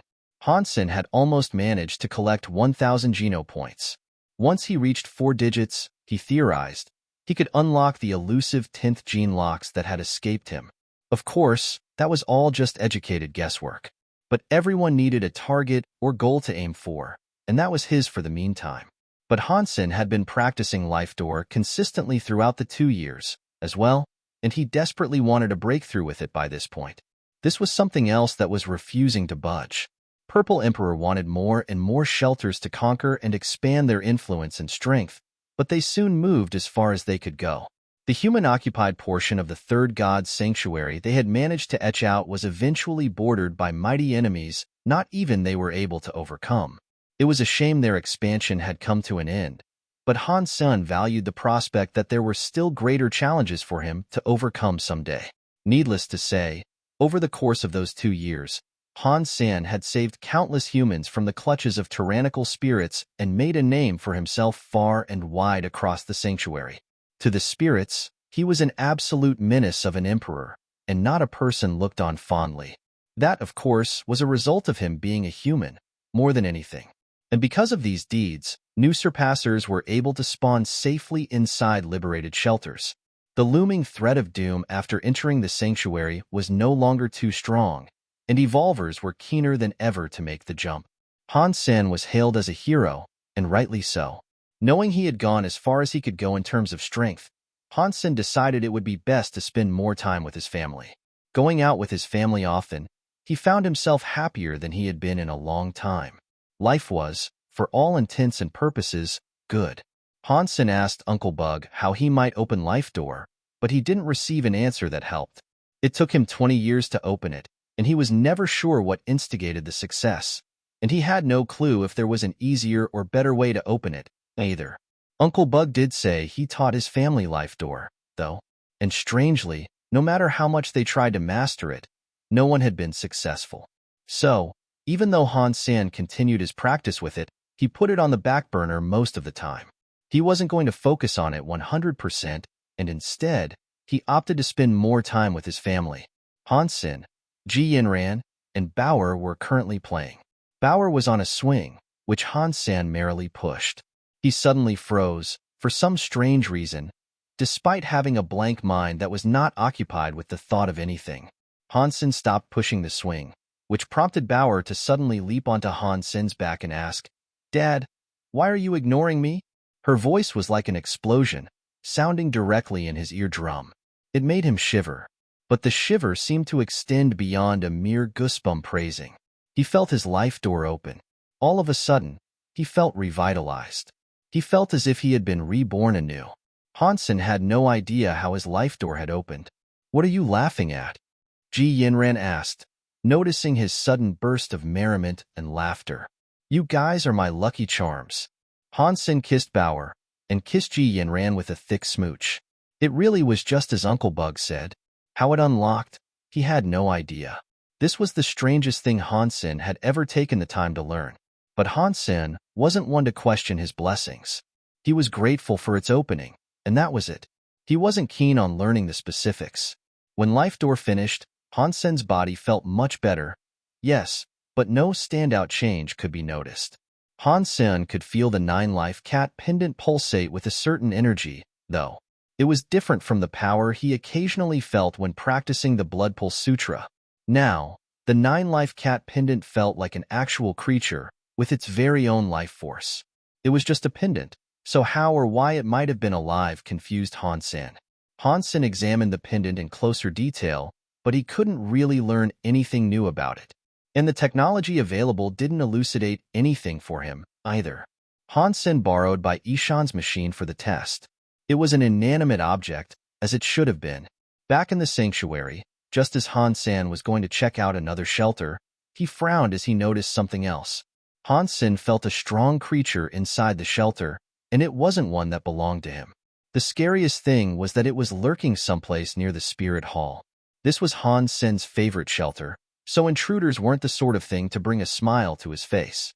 Thinking unwelcome guests had come to invade, Han Sen's attitude quickly turned sour. "Why are you hiding?" Han Sen called out, as he looked at a pile of bones. Nothing responded, so Han Sen threw his fist into the bones to see if something was inside. A light flashed away from his incoming punch to evade it. He was keen to throw another punch, but something stayed his hand. It was the voice of a female, and it said, "I came all this way with an invitation, that is all. I came here to invite you to partake in the dining of holy baby fruit. Perhaps you are as brutish as the tales suggest, and had I known your behavior would be this wild, I wouldn't have come." Well, well, well. Look who it is. Empty witch? Why are you here? And if my eyes really aren't playing tricks on me, Please tell me there's a good reason for your presence here. Last I recall, you weren't the fondest of company one could keep. Han Sen was surprised, seeing the mini lady.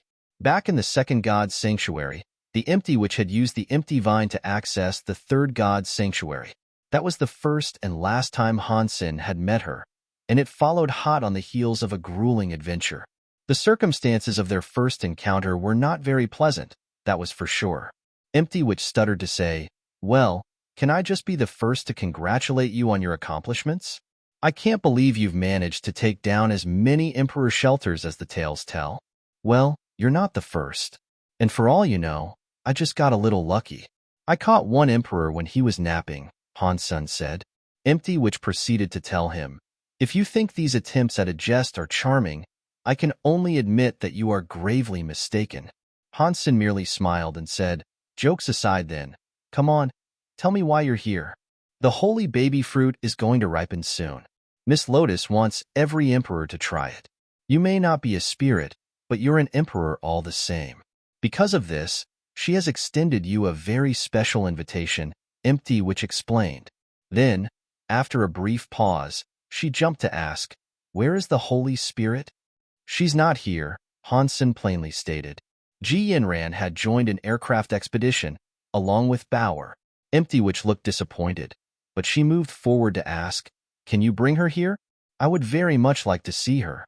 "Bauer is too busy to come right now." "Anyway, keep explaining," Han Sen said. "That's disappointing." "Ugh, I don't know why I came all this way."